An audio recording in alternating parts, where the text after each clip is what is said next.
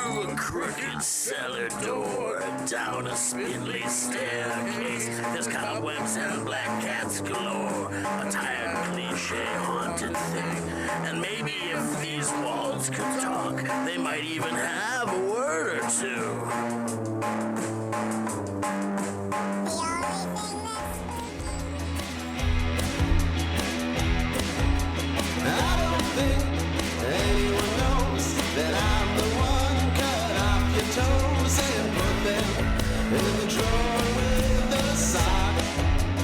Hello and welcome to the Least Haunted Podcast, a place where science, skepticism, humor, and anthropology meet to discuss all things spooky, haunting, supernatural, and sometimes just the plain ridiculous.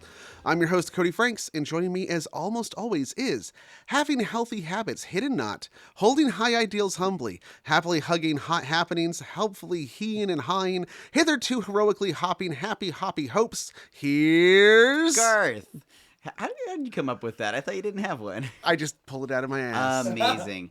And joining me as for the second time, maybe third, is modestly upholding less enunciated matters amid Nordic jesters and repurposing equine dirigibles.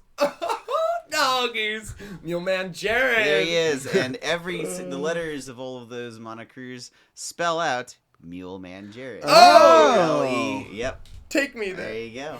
So welcome, Mule-Man Jared. You're here for a very special purpose. This is our anniversary episode, and you have taken it upon yourself a very special title in the Least Haunted. Well, it kind of happened that way. Yes. I mean, you guys have gifted me this wonderful privilege of being part of the team in this way.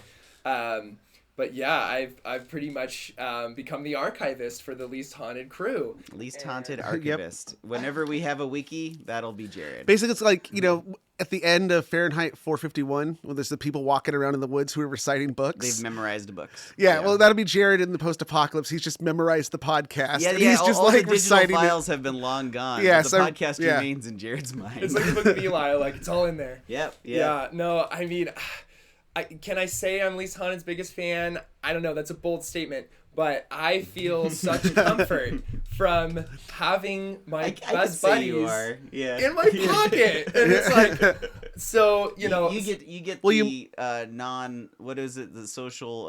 parasocial? Yeah, it's not parasocial relationship with us because we're all friends anyway. Yeah. But you get to hang out with us. And you guys are so candid on the show. It really, truly feels like hanging out. So we really actually aren't putting on airs. We actually act like this in real life, you're saying. You guys are playful and silly 24/7. This is raw gold. And the people are blessed to receive this as a gift. I mean, it is. Thanks, man. It changes the world. And thank you. Well, so the whole thing kind of came to my attention when you guys were approaching your 100 episode checkpoint, and it was a huge milestone because you've consistently put out every 2 weeks quality, gorgeous content for us during the pandemic, which was such a rugged time, and it was just this life source energy that I could count on through those times. And that's what I really remember about re-listening to all these episodes, is not only the content of what you're talking about, but also what was happening when they were first dropped. That's and so it becomes this nostalgic thing of like, oh yeah, I was way out there doing that, and my buddies were with me, and I remember it was fresh, and it was just like they're cranking it. Yeah, well, when it started, we were deep in quarantine, so that's how we were hanging out. And then in the intervening time, you moved to Northern California, so this is still how we kind of hang out. Right. This is a huge kingpin for our relationship and creating, artistic creations. And, it's the fact that you guys got this ball rolling so hard, and it's its own living creation now. It's really fun to jump on to the bandwagon and what are we doing next? You're contributing to the history and the mythos of the Least Haunted. Well, you have been the whole time, though. I mean, you've been on we've had you on a few episodes, and you're Well, referenced all the time, and You were in the Crimson Menace. well, yeah. you're in the first But yeah. scripted thing we Yeah, did. yeah. The ghostly town. That Yeah, was, and we'll be talking about you that. played yourself. Yes, we'll be talking about those specials. So basically, for every anniversary show we've kind of done a retrospective. We've done Q&As, this or that. So this will be more of a clip show kind of a thing. We don't have all that many clips. we were going to gather all these clips, but boy, that's hard. But Jared actually did list them off for us. Yeah, no. What happened was that Jared then sends us these, like, he has gone through every episode and written in quotes like specific lines or things we say, and then written the time code for them. And then even beyond that, he's broken them down into like categories so that we would know, like, oh, well, these are what I call, like, these are bangers. Like, these are really good, bits. And all-timers. Yeah. So what fired this off was you guys hit your 100. Yeah. And I thought, okay, I'm not going to be able to make the checkpoint and get all, 200 plus hours of content all categorized into notes for you. You'd done up through 40, I think. Yeah, I was like mid-40s. And so I was like, okay, I'm barely halfway.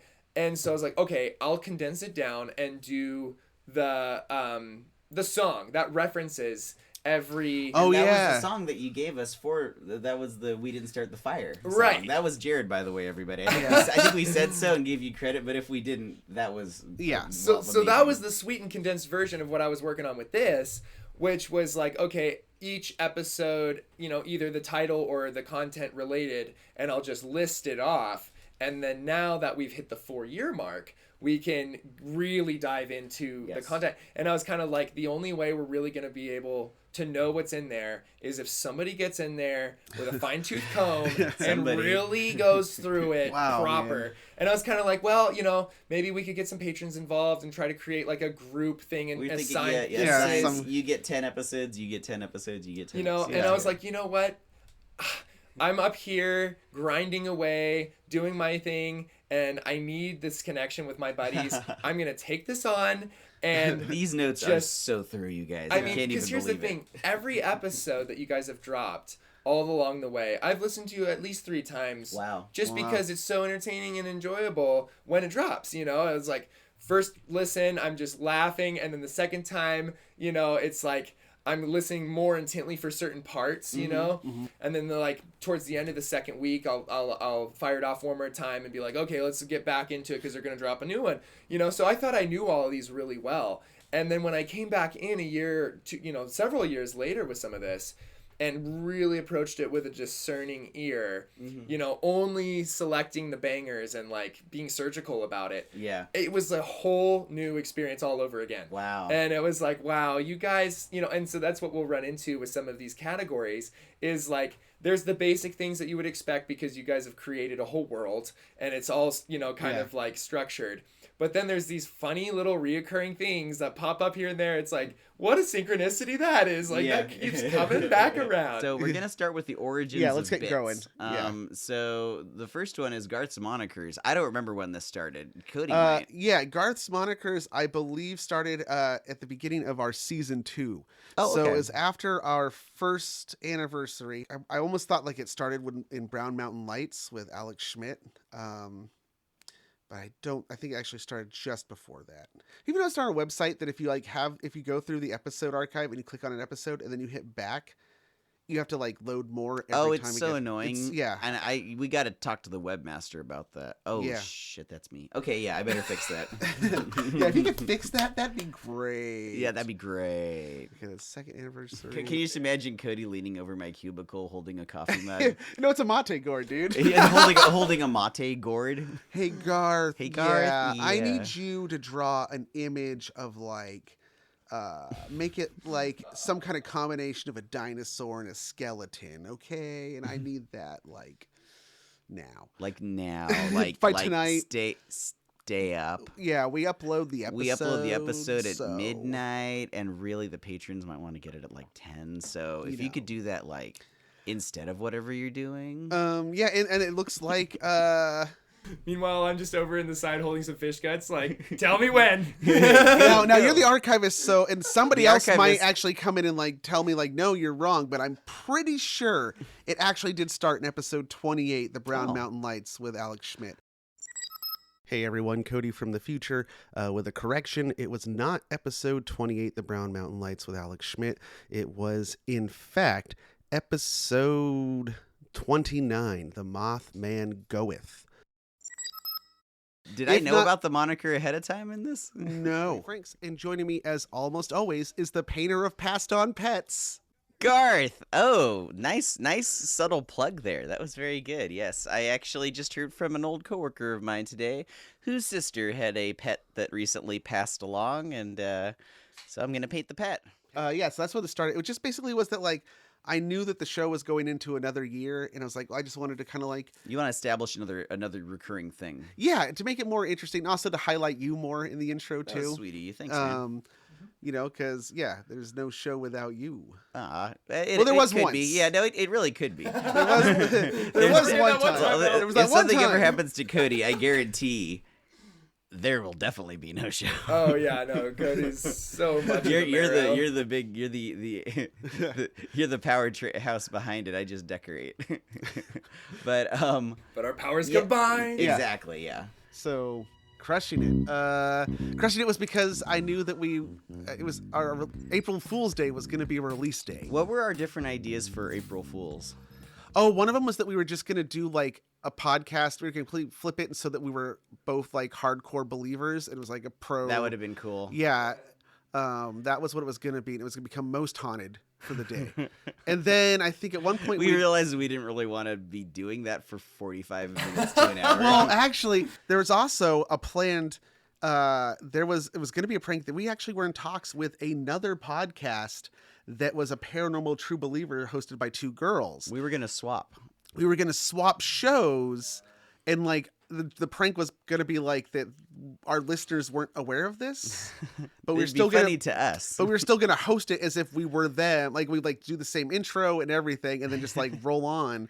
And then that probably would not have worked very well. It would have been funny for 5 minutes, and then it would have been just confusing. Yeah, and either way, they just like stopped communication. So yeah, because I think their show actually was Most Haunted.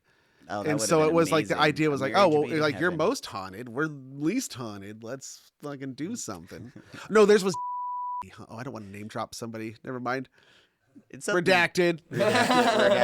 Redacted. So, yeah, as I recall with Crushing It, I've always loved Star Trek: The Next Generation. As have you. It's like a referential cornerstone that we could talk about forever. So I thought it'd be fun to just make it a Star Trek podcast for one episode. And then I also realized because I've always really just wanted to talk about Star Trek. I'd always wanted to talk about the episode where Crusher fucks a ghost, and I was like, there's no way I can really talk about that on Least Haunted, because how do you work that in? Well, what if that's like, that's the actual idea of the show, is that we're a Star Trek. Yeah, because Garth already had this idea. I was like, perfect. Yeah, we got really elaborate with saying that Paramount Plus was starting this. That was all you. Yeah, that was all you.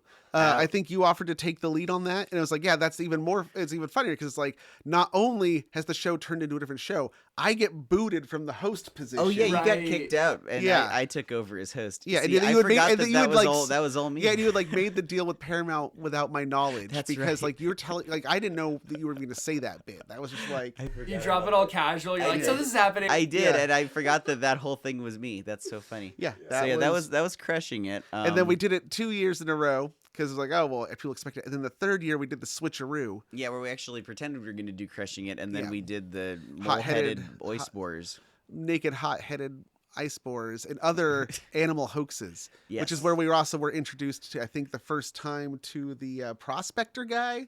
Oh, one of our recurring characters. We should recount all the other recurring characters while we're at it. Is it time for that? It is. That was a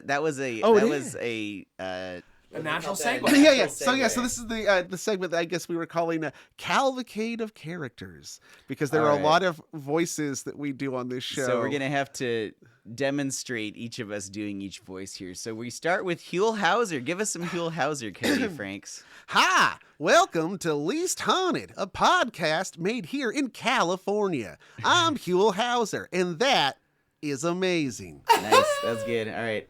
we need to explain who Huell Hauser is to our international audience of people who don't live in I California. think a lot of people who live in California have never heard of Huell Hauser. It's very specific. Yeah, Huell If Hauser. you watched PBS in the 90s, Yeah. you might know who Huell Huell Hauser is. hosted a long-running, like over 20+ year show on California PBS affiliates where he just would tour around California and visit kooky little places or interesting individuals.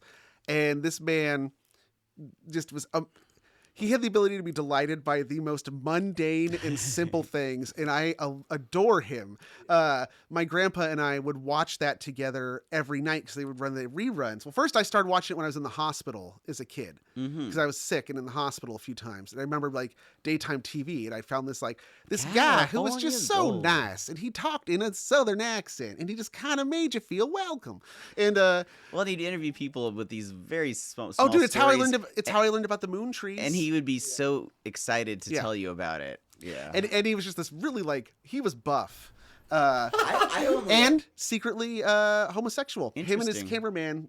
cameraman was his partner for many years. Wow. And that was just imagine that as you're watching it in retrospect, this is a gay couple in love who is on an unending road trip for all the quiche little quirky things in California. That's cool. Yeah, That's magic. really cool. Watched one the other day where he went to Compton so he can go to a worm farm in Compton. I only ever saw Huell Hauser. I remember seeing ads, or I don't know if it was ads, it was PBS, but I remember seeing the intro, and I think I saw a couple episodes. I was only vaguely aware of him, but I remember the voice. Yeah, well, the show. So we always did the voice when we would do trivia night, and we actually named our trivia group, team California's Gold. Yeah, because the show he was California's Gold.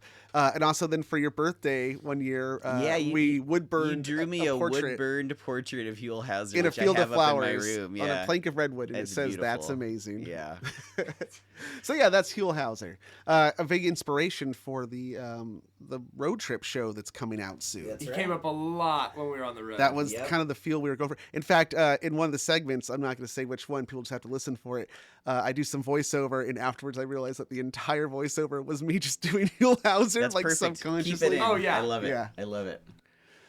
Which moving on to Rassi. well, do we need Rassi? It's actually I spell it with two S's. Erasmus. Yeah, so I the spelled S's. him with Z's. This character has had an evolution beyond any other. And that's gonna. I mean, I'm gonna go into that too because it's part of the official canon. Okay. So But- rather than that, do you want to just have a taste of... Yeah, just give us a taste. Hi, Cody. It's me, Rassi. Oh my God, he's in here. Oh, hey, you little Does it gremlin. feel even weirder watching me do it? It's kind of like watching Nancy Cartwright do Bart Simpson. Hello, Jared. I can see him in my Like mind. you would consent to anything. Come on over here. I love love. Oh man, we'll talk about Can his be development. expressed in so many ways. But truly a character's arc. It for I the mean, ages. That's the deepest one. I've always been nervous about Razzie because his voice is so fucking annoying. Well, you I'm really doing commit. an Elmo impression. Yeah, and But then it's sometimes like- you add like a digital buzz to it. 'Cause I he do. is I a, try is to a add robot. a digital fuzz because he's a robot. Anyway, we'll talk about that when Yeah. we get to it. I don't want to Next up on our list here we got Jimmy Stewart. Now I think you do more of a Jimmy Stewart impression than I do. Yeah, it started because of episode 6. Merry Christmas, movie house. That's my Jimmy Stewart. I don't have the Yeti hand. It's at Bill's house and George's house. They stole the Yeti hand. Or then he gets kind of older. He starts talking about his dog. He died. Oh no! The neighbors. There's something through the window. That sinister kid. But you have to be careful because if you push it too far and you end up into Don Knotts. Oh, Oh wow, there it is. Yeah. Nip that's it a in the tricky bud, one. Andy. Oh, next up is one of my favorite impressions you do, Mr. Orson Welles. Yeah, Orson Welles. And that all started because I think we were talking about Brain, how, Maurice LaMarche did Orson Welles. And I started watching the actual clip that he based his impression on, which is Orson Welles having a full-on meltdown in a recording studio, and it's just wonderful. And that's where I got my in phrase. And I think we've talked about this before, but if Yeah. you're new to the whole thing, but then you got to find your in phrase for a lot of impressions, which is just a key phrase that helps you get it. And for me, it's from that ad read which is bad copy. It's just that's bad copy. And that's once Orson you Welles. do your in phrase, now you can continue and yes, it's improvise. a lot of it is about the pacing. You need to know how he says things at the ends of words. What I like about your impression of Orson Welles is it's not like super flappy lipped. You're almost doing young Orson Welles. Oh, it is. Yeah, it is more of a young Orson Welles. It's not the traditional thing like Maurice LaMarche when he does the brain does pinker. You know, he'll but you do that younger one. It's really a very subtle one, and it is more inflection and and I think pacing. it came from listening to that ad, and that's what led to our Anchor ad about the peas. Because in the original, he does have a meltdown when he's recording an ad for peas. And the best line of it that Garth loves is, there's two. One is he goes, I gotta do my thing, bad copy. He goes, show me the way to start a sentence emphasizing the word is, and I'll go down on you. Sex joke. You had an entire category of sex jokes. Yeah. Here. Oh, it's a whole world. Yeah. You guys have painted. So Orson Welles, and then I started when we did the War of the Wells, which will come up in the canon. I listened to that broadcast over and over again as I was writing the script, because the script for that holiday special tries to mirror the original of his broadcast every way I can. Orson Welles, just as big and important, is Carl Sagan. Yeah, so Carl Sagan's, I actually don't know that I do a very good Carl Sagan impression. It always oscillates between Agent Smith, Carl Sagan, and Hunter S. Thompson. And that's how you get to Greg, They too. all kind of, and Greg the Mongoose is basically variations of all of those guys mixed together. So yeah, you're talking like this. And you want to emphasize certain things and not others. And this sounds more like Hunter S. Thompson because it's so gravelly. But then you could have billions and billions of stuff. And then that's the Carl Sagan one. But I don't know a lot of other things to say in Sagan's voice, so it's not that's my weakest impression, I think. But yeah, Hunter S. Thompson would talk like this. And there's a lot of stilts and stuff. And then Greg. That's also Greg the Mongoose. There it is. Kind of like this. It's like I'm a gumshoe, and it's a film noir scenario that I'm But in. there's also there's a little taste of Tom Waits in there, and maybe a little bit of Rolf the dog from the Muppets. Just a little. It's a very Jim Henson, because Jim Henson, he has that kind of nasally voice even when he's not. I do a pretty good Kermit the Frog. Yeah, Kermit. Hi ho there. Hi ho. Hi ho. Hi ho there. Kermit off. Dueling Kermits. Dueling with their banjos. Give me my banjo. Yes. I have got a banjo too. Actually, that sounds more like Carl Sagan. I'm not really a good impressionist. I cannot stay consistent. Okay, just to jump in, this brings up the concept you guys were bringing into my world when we were making music earlier. Yeah. Which is the concept of auditory painting. Yeah. Because I've done a fair bit of visual art, but I really haven't done a whole lot with this kind of medium. And, we're recording, and I'm like, could it just be a little louder, and then that other thing be just a little softer? And you're like, totally, we'll just add some paint thinner. And there's always ways to balance the highs and lows. And you can see that come up visually, but there's other ways of looking at it. I think you were blown away, Jared, because we were working on a song, and I set up a 6-sided wheel like a clock face, and I put all the notes on an octave on there. Not the circle of fifths. They're actually just in ascending order of half steps. Tick, all the way around all 12. And what I did is I animated all the notes in the chords for the song, so you'd see different angles flash along the circle. We can post this on the Discord. And we could post it. And I find that to be a useful way to visualize music. Mm-hmm. And you can see how patterns come up and how different things work. And I think that was part of what you were talking about too. And I don't pretend to be good at music. We would need like Brian or somebody for that who actually understands music theory. I'm still learning it, but that's the way I'm learning it. It just goes to show, like, you guys are creating auditory soundscapes. This is not just a conversation. This is like a whole world that you get to be theater of the mind. I have a clip of that. So here's an example I found early on. Well, I shouldn't say I found it. Really, Jared found it. But it's from an early episode, and it's a lot of Foley work that we did. Let me see if I can find which episode it is here. Yeah, the layering is unbelievable, you guys. The world building. you know. Suffice to say, this is early on in the show. Oh, yeah. But this is back when we really spent a lot of time carefully editing all the ums. And we do a fair amount of that, but we were like adding in sound effects to make whole soundscapes while just describing the thing. And I'm pretty happy with this. I think you did all this Foley work, Cody. There was talk of witchcraft and evil magic, unholy sacrifices. As opposed to the holy sacrifices. Yeah, Yeah.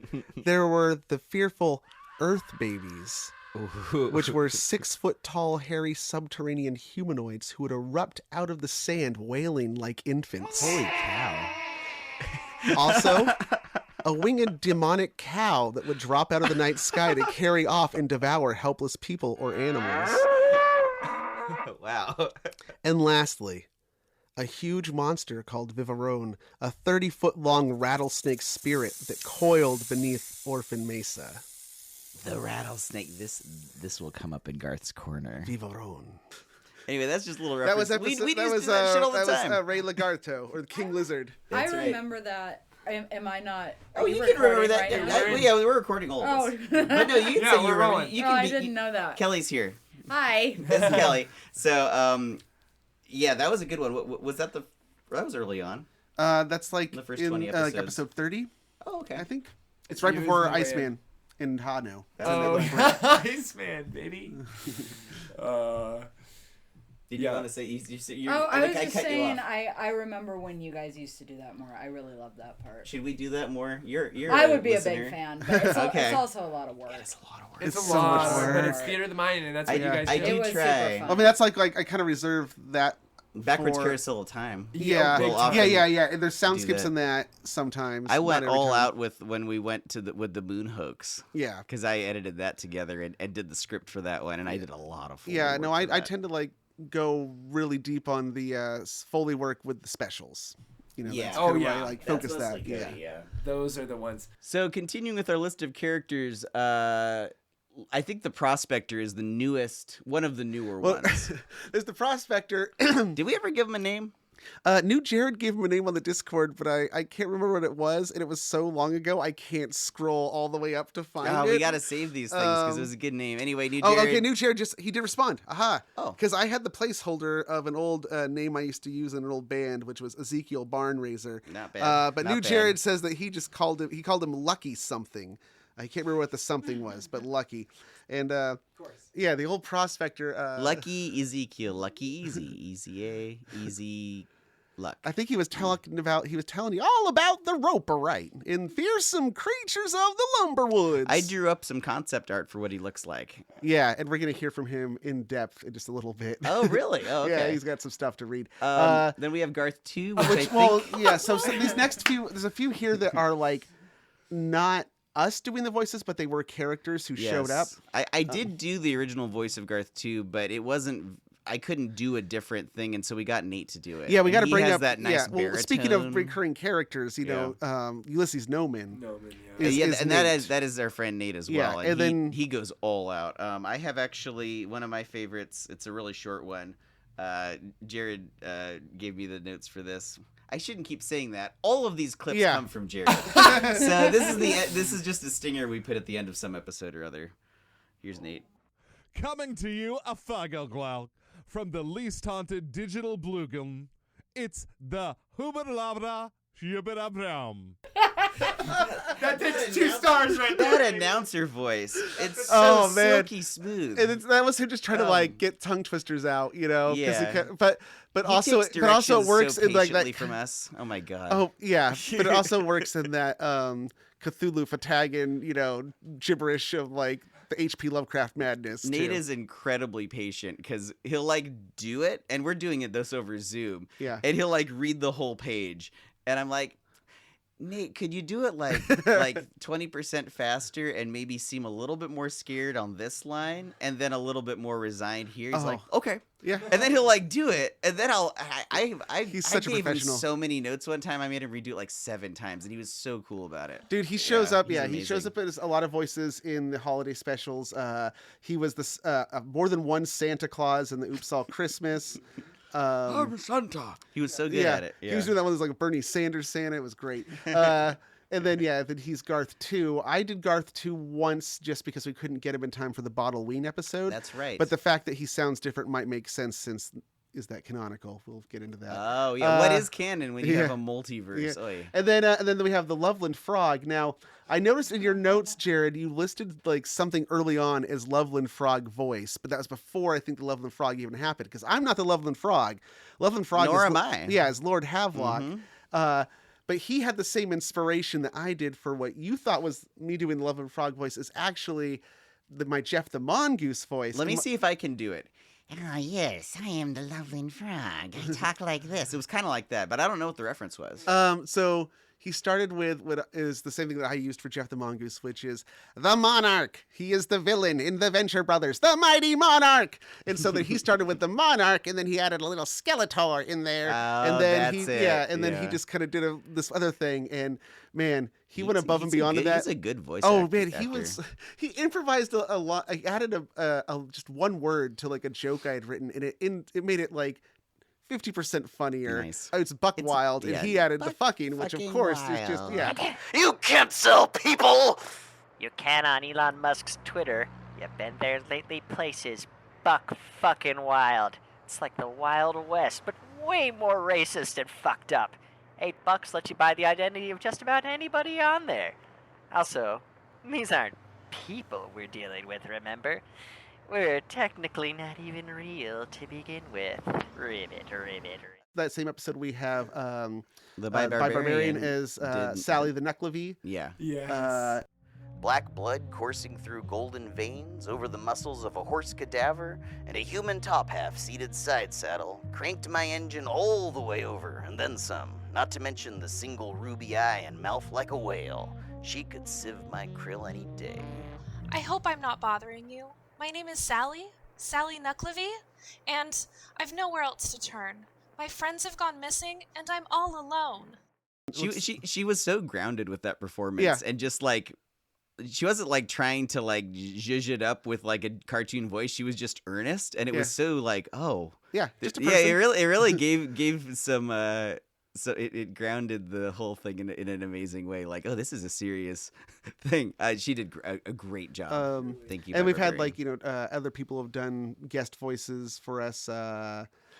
What does that say? Robert Stack? Robert Stack in Unsolved Mysteries. See, if I try to do that, it's just going to be because that was one of our Thompson. first promo.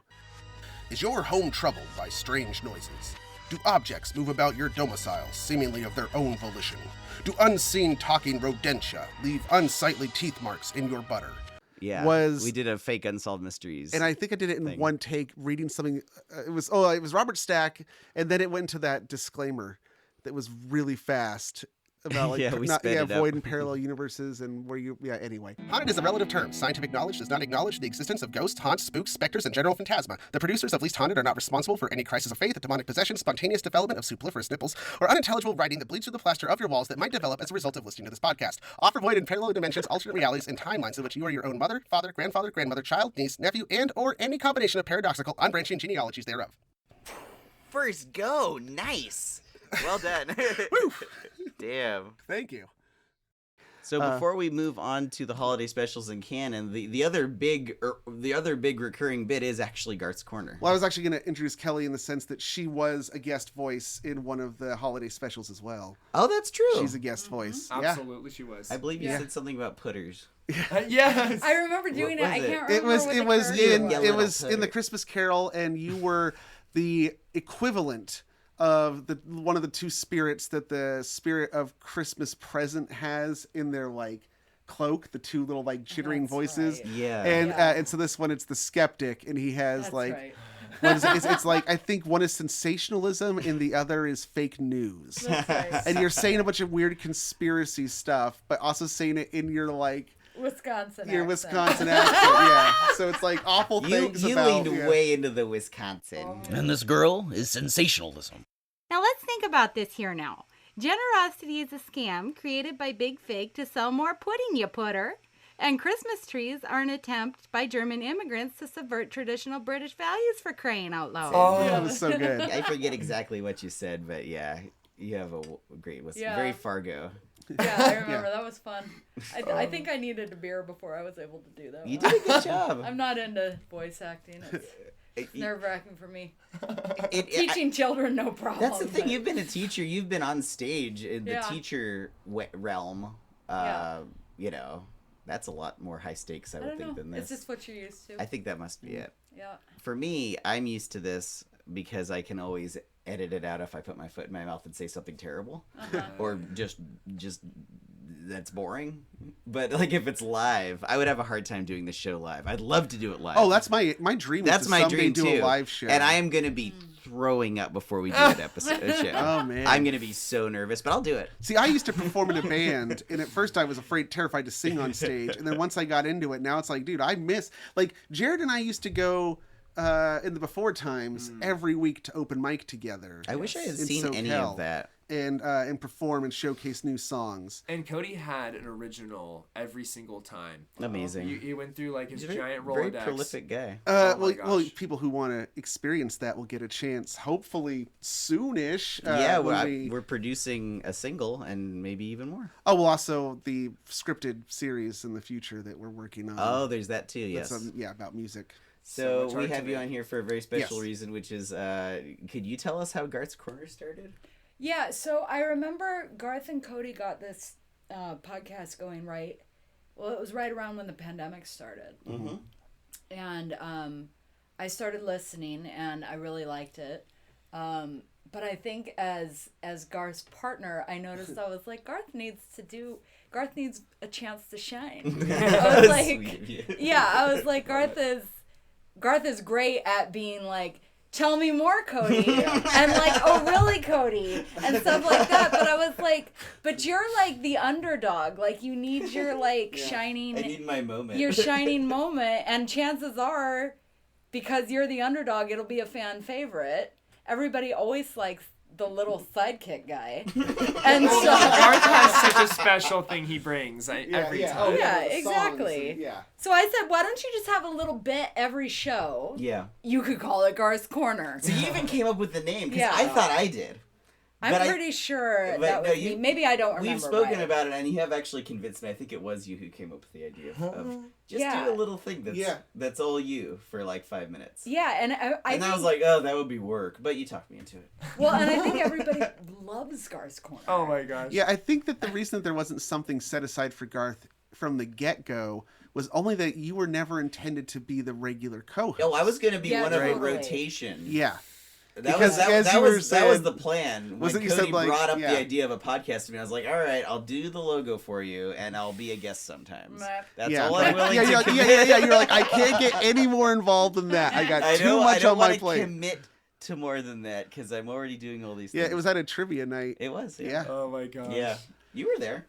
Yeah, I remember you drawing the stuff on the logo on the napkin. The napkin, yeah. That's like such a classic thing from a story. Like, oh yeah, we had our first logo drawn on a napkin. And it's like, actually happened. And it was because I had this question where it's like, I don't understand how I have the name and the concept, but how can I represent the name in logograph? Something that is less haunted than anything else. And I think my earliest attempts were like the less than or equal sign.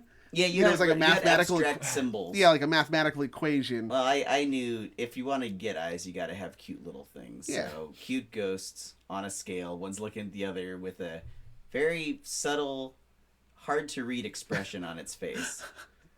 What are the two ghosts thinking? The one on top is ambivalent of the other. Well, the one on top. The lower ghost is looking. Yeah. Well, the one on top. Does it want to be up there? So the one on top, which is, I believe. It's confusing because their names are L and H, but you think that stands for least and haunted, but it actually stands for either low and high or left and right. Left and right. Yeah. Yeah. I don't know why I said that. Right. It's low and high. No, it stands for left and right, which is how you. Yeah. You just drop the non-rotative R. What is it called? Non-rotative? Well, actually, the non-rotative is the like park the car.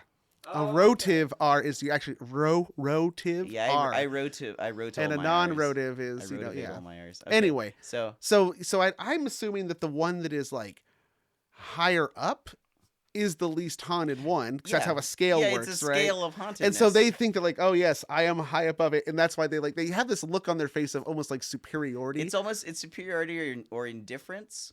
And then the one that's looking up, I don't know, that look is either it's not jealousy, it's more of like a whatever, dude. A resignedness or a rolling your eyes. Yeah, you can't yeah. tell because it just Which is stops. kind of funny because like in the whole scheme of the show, like we totally are like we think we're the ghost at the top of the scale. We're the Well, yeah, there's a certain self-deprecation in the in the expressions. That Yeah. was all very thought out.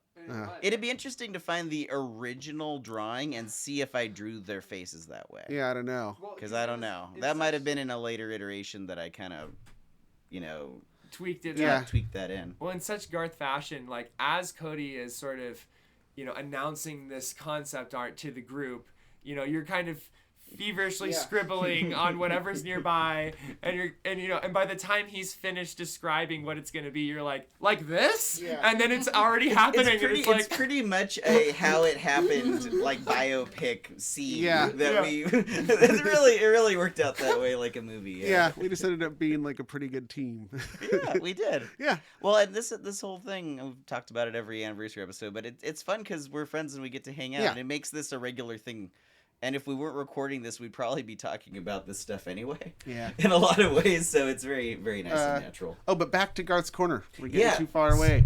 Yeah, we don't want to go too far from Garth's Corner because Kelly probably has other stuff to do than just hang out. That's a whole episode. You're welcome to if you like, but... I was going to say, Kel, today's a really big day for you. That's true. Yeah, so it was actually 3 years ago today that I started my hike. Oh, wow. So, yeah. April 21st was the day I left the Mexican border. About now, I was crazy. That was probably 3 in years my ago. tent at Lake Marina. Wow. Night one on trail. Writing in my journal. By now, I was sleeping in the back of my car in the Hollywood Hills, among all the mansions. I think the week after that is when we recorded the one about that we had the soundscape. That was that one. That was recorded, I think, right after you left. Because I remember like we did it in your bedroom because we didn't have access to this headquarters, and we were looking for a room with good sound. And you're like, oh yeah, Kelly's gone. Kelly's gone, and as I sadly put the pizza I was eating right onto the bed, and Cody's like, "Do you want a plate?" And I'm like, "Kelly's gone." It doesn't matter. So I forgot about the pizza. Pizza, man. What are you doing? I was looking out for you, Kelly. Yeah, like, come on, man. She's like, yes, she's gonna be gone for 5-6 months, but like, dude, come on. Grease stains last forever, buddy. Yeah, and then the cat was like getting on the pizza on the bed. It was like, oh, I don't remember that. Cats like pizza. Luna. That was Luna. Yeah, Luna's got her own segment on this show. We'll talk about. Least Haunted. Well, she comes up so frequently too. But Least Haunted was a really huge part of sort of the soundtrack to your trail experience. Yeah. So I like listening to your show when I either when I'm driving to work or when I'm out on a run in my normal life. That's a good time for me to do it. If I do it when I'm like trying to garden or around the house or something, I find that I can't pay enough attention to it. That's really interesting. Yeah. But when I was out there, I started out a little bit like there was a backlog. Because I was only heard a couple episodes. Because I was spending so much time like saving the money, working for trail, and getting ready for my hike that I didn't have a lot of time. And so I started off with a bunch to catch up on. And I remember I would save them for like when I had to get up a big hill or something like that because it was a total boost. Yes. Well, that's nice to hear. Yeah, and then it felt like I was back at home. Yeah. And I think why so many people love your show is because it feels like you're hanging out with you. And I felt like I was at home with Garth and like Cody, and it felt like when we hang out as friends anyway. So it was really special to me because I felt like I was at home when I listened to it, and I could just plug it in anytime. I remember when you were out there thinking that you'd catch up pretty soon and you'd be listening to this while out there. So I'd be like, shout out to Kelly. So it was kind of a cool... I mean, I could talk to you anyways. We talked on the phone and stuff or texted, but it was neat to know that I could send out these little bottles, notes in a bottle into the ocean. Oh, yeah, and that it would be a while before you even caught up to them, too. Yeah. And then like 2 months later, she would hear it, but you'd still be on trail. So, Totally. Yeah. I distinctly remember remember listening to the one about that evil woman behind Toys R Us. Oh, yeah. Yeah, I remember that one when I was going down. I was coming down out of the San Jacinto Mountains, and I was about to go underneath I-10. And you remember that that's where you were? Totally. I was pulling into camp for the night, sleeping on the desert floor. Before you arrived, Jared was saying he remembered specific things happening when he heard episodes. It's That's their crazy. time codes and in you were life. on the desert. Yep. You were on the desert floor during that. I was descending down. That's a 15-mile downhill stretch. You spend all day going downhill, and you end on the desert floor, which is where we spent the night. And then in the morning, I went underneath I-10, and I think a day or two later, I was in Big Bear. Wow, but and I also remember listening to the one with Jared on when he was talking about mules and stuff. Yeah, mules versus camels. Yeah, that one. Oh my God! And Crimson that one, Menace. I was pulling into the last trail tone I was in, which was Tehican. The last homely house. Yeah, so I was, which is a cool place. You can only get to that on foot or by boat. It's on Lake Chelan. Is it an island or a peninsula with no road? It's in North Cascades National Park, and it's along Lake Chelan. Wow. But you have to just take no a roads ferry go to it, in, yeah. and there's no boats there's no cars that go to it. I think it's kind of along the shores of the lake there, but it's too remote for roads. Wow. And so I remember hiking into Tehican and listening to you guys talk to Jared. I remember laughing a lot in that one. I remember you communicating back that when you came back, you wanted me to make you the chili I described in our first, because it's our first anniversary special. We each told our chili recipe, and Garth was your guys' recipe, which is vegetarian. Yeah. Because you were on the trail, you were like eating meat because it was like the only way you felt you could like really keep up with it. You needed the protein. Yeah. And so you're like, before I stop eating meat again, I want that chili. I've been Well, I dreaming about requested it for my birthday. That's See, right. and I remember listening to that episode. It was probably 2 months before I got home. Yeah. And I already was thinking about it. I was like, I'm going to have Cody make me that chili for my birthday. Yeah. It's going to be great. And it was. And I Cody's did. chili It is was. something else. The anise. You do all these little things with spices. Oh, yeah, because I made you a vegetarian version. I did. Yeah. I got the So vegetarian you didn't version. get left out. Thanks. Yeah. You're a very not leaving people out kind of a dude. So good I dude. try. Are we moving on? Sure. And Remarkable. you're welcome, Kelly? you're welcome Yeah, to continue hanging out too if you like, but you might have stuff to do too. Yeah. I have to lesson plan. Okay. Kelly, you're such a huge part of this whole production. Oh, yeah. All the way through. Well, you put up with us. You put up with me like taking Garth away from like doing other things at random times of the week. Like, no, we got to record. And I'm sure the time that he spends doing things, editing and all that kind of stuff, Garth needs to have fun, and you guys do a beautiful thing. And Aw, everybody thanks. loves it. So, yeah, of course. You jump Of course. in, you help us Cheers. make it, and it's shining, beautiful art. Yeah, it is. Good stuff. All right, have fun. All right. See you later, Thanks, Kelly. Kelly. Bye. So next up, we have what is canon and how the holiday specials factor into the greater, the greater. I would call it a Sgt. Pepper's Lonely Hearts Club Band album cover. That is our extended Yeah. universe. It really is too. Because there's me and Cody in the middle, but also me and Cody and our younger selves over in one corner. Right. And also So every face from history. we've talked about before how it's based on initially on old radio shows that I grew up listening to. That was a whole medium that I really appreciated. Mm-hmm. But I'm gonna actually go through bring everybody up to speed on the story thus far. Although also you have to keep in mind the conceit is that established in the first one that these are productions we are doing. Because the Ulysses Noman introduces us in the first one as the Least Haunted digital theater players. Yeah. So we are actors portraying ourselves in these scripted things, but are they really scripted? I don't know at this point. Are we playing actors playing ourselves, or are we ourselves We are ourselves playing versions of ourselves. But then the canon gets weird because it starts bleeding into the regular episodes. And so I'll get into it. And actually to do it, this is when we're going to hear from our old prospector. Oh, okay.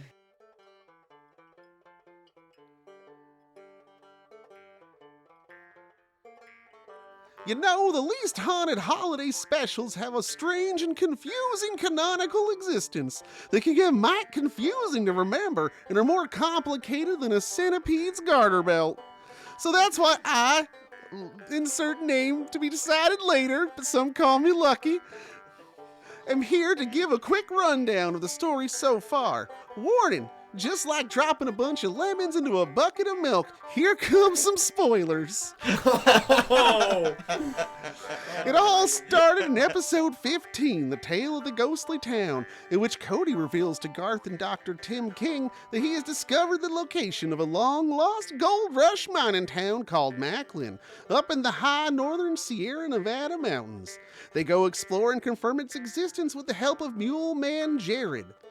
They find a surprisingly well-preserved town with a woman named Sal living in it. That night, things get spooky, with possible crossings of the temporal train tracks of time and an attack by uneasy spirits of the town, repeating their last moments. Turns out old Sal was a ghost as well, and there was something about a toxic gas leak, and the gang finds a safe full of gold. No idea whatever happened to that gold, and as far as the tax people know, it's non-canonical. The first Christmas special is unrelated to the rest of the canon, and is a parody of a Christmas carol involving skeptics and a slide whistle. The following Halloween brings the next development in the official canon, episode 40, War of the Wells. This time, Cody and Garth accidentally nearly bring on the apocalypse through the use of Twitter. When Cody makes a post about the superiority of Orson Welles, and that post is selected at random by an alien force to choose the form of Earth's destruction. Earth is invaded by an army of Orson Welleses. Wells-I? It don't matter. In the end, the invading Orsons were defeated by the simplest of God's creatures, the social media. In episode 44, Oops All Christmas, an accident involving the backwards carousel of time and some holiday wassail sends Cody and Garth to a future parallel pocket timeline where the war on Christmas was lost big time. And every day is now Christmas. Don't ask how the economy works in that situation, just know that it's Christmas every freaking day. To fix the carousel and get home, they need the motherboard out of the must-have toy of that particular Christmas day, a Tickle You Elmo. It's the toy with no sense of personal space. There is a fun Star Wars parody bit involving a rebellion of Santas and a bunch of folks get killed in a bloody battle. But none of that really matters because none of them were real. Were they? Anyway, Cody and Garth get home, but now find themselves stuck with the very forward and very inappropriate Tickle You Elmo. They lock him and the carousel away and just sort of move on. Eventually, Tickle You Elmo is released after they reform into Consent Fetishist Elmo, and they eventually head off to be a research assistant tagging coyotes with the Barbarian.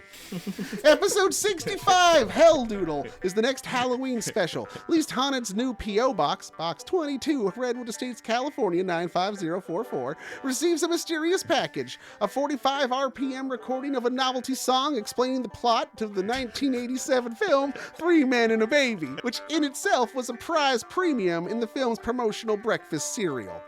But it was the thing in the 80s, believe me. When the record is played backwards, a portal to hell is opened and a demon emerges. The demon is initially named Malakota, but that sounds too close to Cody apparently, so they called the demon Garth too. A bunch of other demons emerge from the portal, but through some quick thinking and plagiarism from an old Jewish folktale, the demons are trapped in a pickle jar and tossed back through the portal. Playing the record in the correct direction closes the portal, but now Garth 2 is here to stay. Consent Fetishist Elmo returns at the end of the episode, and Garth 2 tries to eat them, which has resulted in them having a damaged eye. That's right. Which eye is damaged varies depending on which artistic depiction. Oh no, am I inconsistent? I didn't know that. Shit. That Christmas brought us the Christmas Cryptid Caper.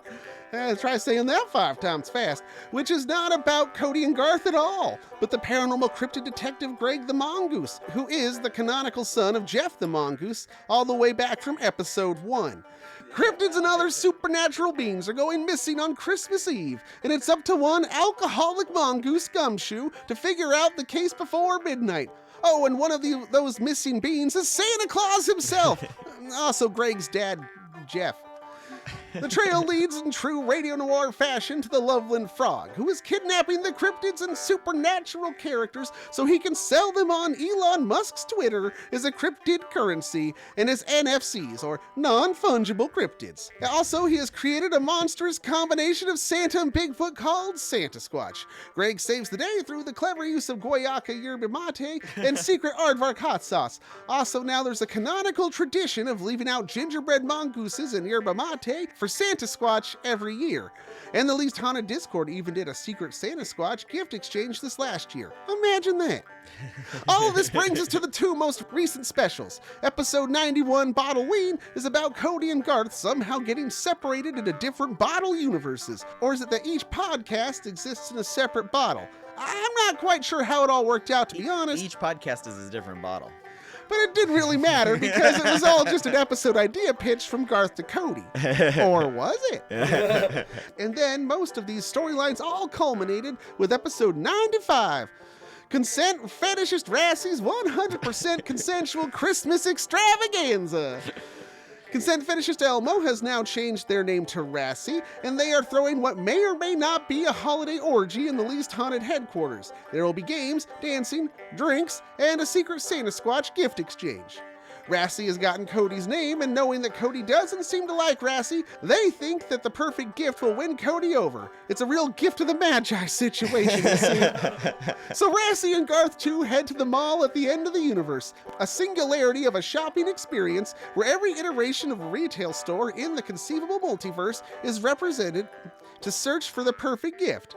In the end, there was a surprisingly touching and emotional scene, and ultimately Cody and Rassie became friends. Then the whole party devolves into a freak puppet demon cryptid orgy. And that's the story.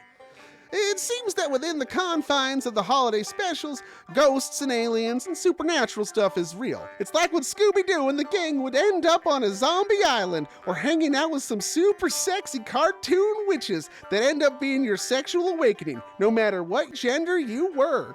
And maybe I've said too much. Anyway, back to you guys.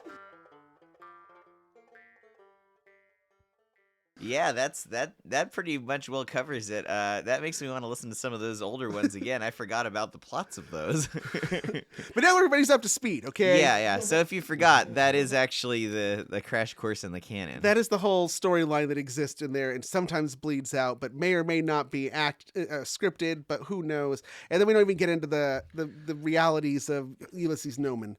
So another thing that I wanted to bring up is the constant evolution of our friend Rassie, and I don't remember the exact beginnings of Rassie, although I think I remember developing the idea you brought up a bit earlier. Well, I don't know, how would you describe Rassie's beginnings? He was a robot from the future from that one. Yeah. special. So as Lucky the prospector just told us. I guess that's his name now. Yeah, Lucky. As he was just explaining. It's his nickname. So it started off that when we went to the Oops All Christmas parallel future or possible future, I had already established that I had built the backwards carousel of time in that episode out of spare parts from old toys, basically. Right. I was like, I used I think it was a Tiger Electronics X-Man game from the 90s. And there's a Furby in there. And a Furby, part of a Furby, right? And then kludging involved. Yeah, we kludged the Furby. Yeah, put it all together. And then I think I even said something out of it. I think I did use part of a Tickle Me Elmo, right? So then we go to that future and it's broken. I'm like, okay, we need a new motherboard. There is no Tickle Me Elmo. And I was like, well, what is because first it was it had to be the most hot toy of the holiday season, right? Because that's what Tickle Me Elmo was. Like, people don't remember. Like, as you find out in the Rassie's 100 extravaganza, it had some negative consequences for young Cody. But yeah, so I was like, what's the analogy for that? And I'm like, it's got to be something kind of funny. And I know that that when it first came out, people had already done Tickle Me Helmo. Yeah, and I think South Park did a version of kind of like Tickle You Elmo. Jonan Vasquez. But it was just a throwaway joke, it was a short thing. And so I was like, obviously it's funny that if it tickles you, that's incredible. It's like, I don't want that thing near me. And so then it started as the throwaway line. It's the toy with no sense of personal space. And then we both wrote that episode. Yeah. Did you write that it became a character, or was that me? You kind of kept it going because so what happened was we put the chip in the carousel. It goes back in time, and then as we're traveling back as we're returning back to our reality, it like starts saying the things that the Tickle You Elmo said, and so then we shoot it with a gun, and it destroys it. And then you, because that was like we did the pass, and then how we write these scripts is we like basically ping pong it back and forth. That's why I couldn't remember which of us came up with which aspects of the character when I wanted to ask you about. And so that. like when I ping ponged it back to you, you just made this decision like, oh no, like I'm just gonna fix it. And so like we have this thing. I think I felt bad about shooting a character. Well, then I was like, dude, did we even bring its body with us, or just the computer, the chips? And you're like, oh, I brought the body. And so then it's like a little okay. body. Yeah, okay, fine. And so then we just thought, how do we? But then we're like, okay, what do we do with this? And the joke was, we'll just lock it in a room, and forget about it. Yeah, and then that would be, that could come up later. I always had the idea, like, and it'd then, be fun if that but then it was later. like, okay, well now if we ever want to use the backwards carousel of time again, which is a fan beloved, segment. People riot when we don't go on the carousel. Yeah, it's going to necessitate opening that sealed room and letting the little demon out. And this is before we had an actual real demon. And so then I think that was like, I was like, well, how do we like fix this? And then you're like, no, he's better now. Yeah. And this wasn't even a holiday special. This was like in a regular episode where we wanted to use the backwards carousel. Oh, interesting. So he developed further in a normal episode. That's how we got into the regular timeline, or into our like non-special. That's how he leaked. That's how the canon leaked into our normal show. Yeah, because we needed to use the carousel, and you're like, well, he fixed it for us. Cody pays much more attention to consistency in canon than I do, so I'm just delighted. Continuity. Yeah, no, it's important. I agree, and like I need that in my other things, but somehow I don't pay as much attention when it's something that we're making. And I was like, I don't know if I really want this little guy hanging around. We needed a way to get rid of him. And I don't know how we ended up on the solution of like, oh, well, he's an intern now helping the barbarian look for coyotes. It was a way to get rid of him where he wouldn't be permanently gone necessarily. But by then he was consent fetishist. I got the... That's you. That was all you. Yeah, so the actual phrase consent fetishist came from the Greatest Generation, which is a Star Trek podcast, because they were always talking about how Riker is a consent fetishist because he's like really into like alien babes, but he's got to make sure consent. Like, oh yeah, even when that like alien has no gender. Yeah, exactly. Oh, that's new.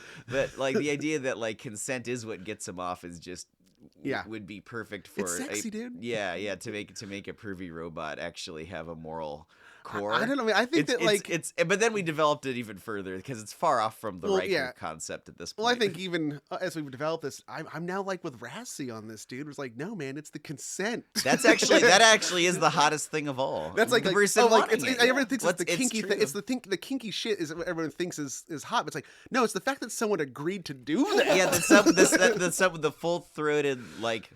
Sorry, the full-throated endorsement is of somebody really being into the thing. That that is the hottest thing of all. Okay, so then, but like they have now developed further because at some point they became non-binary.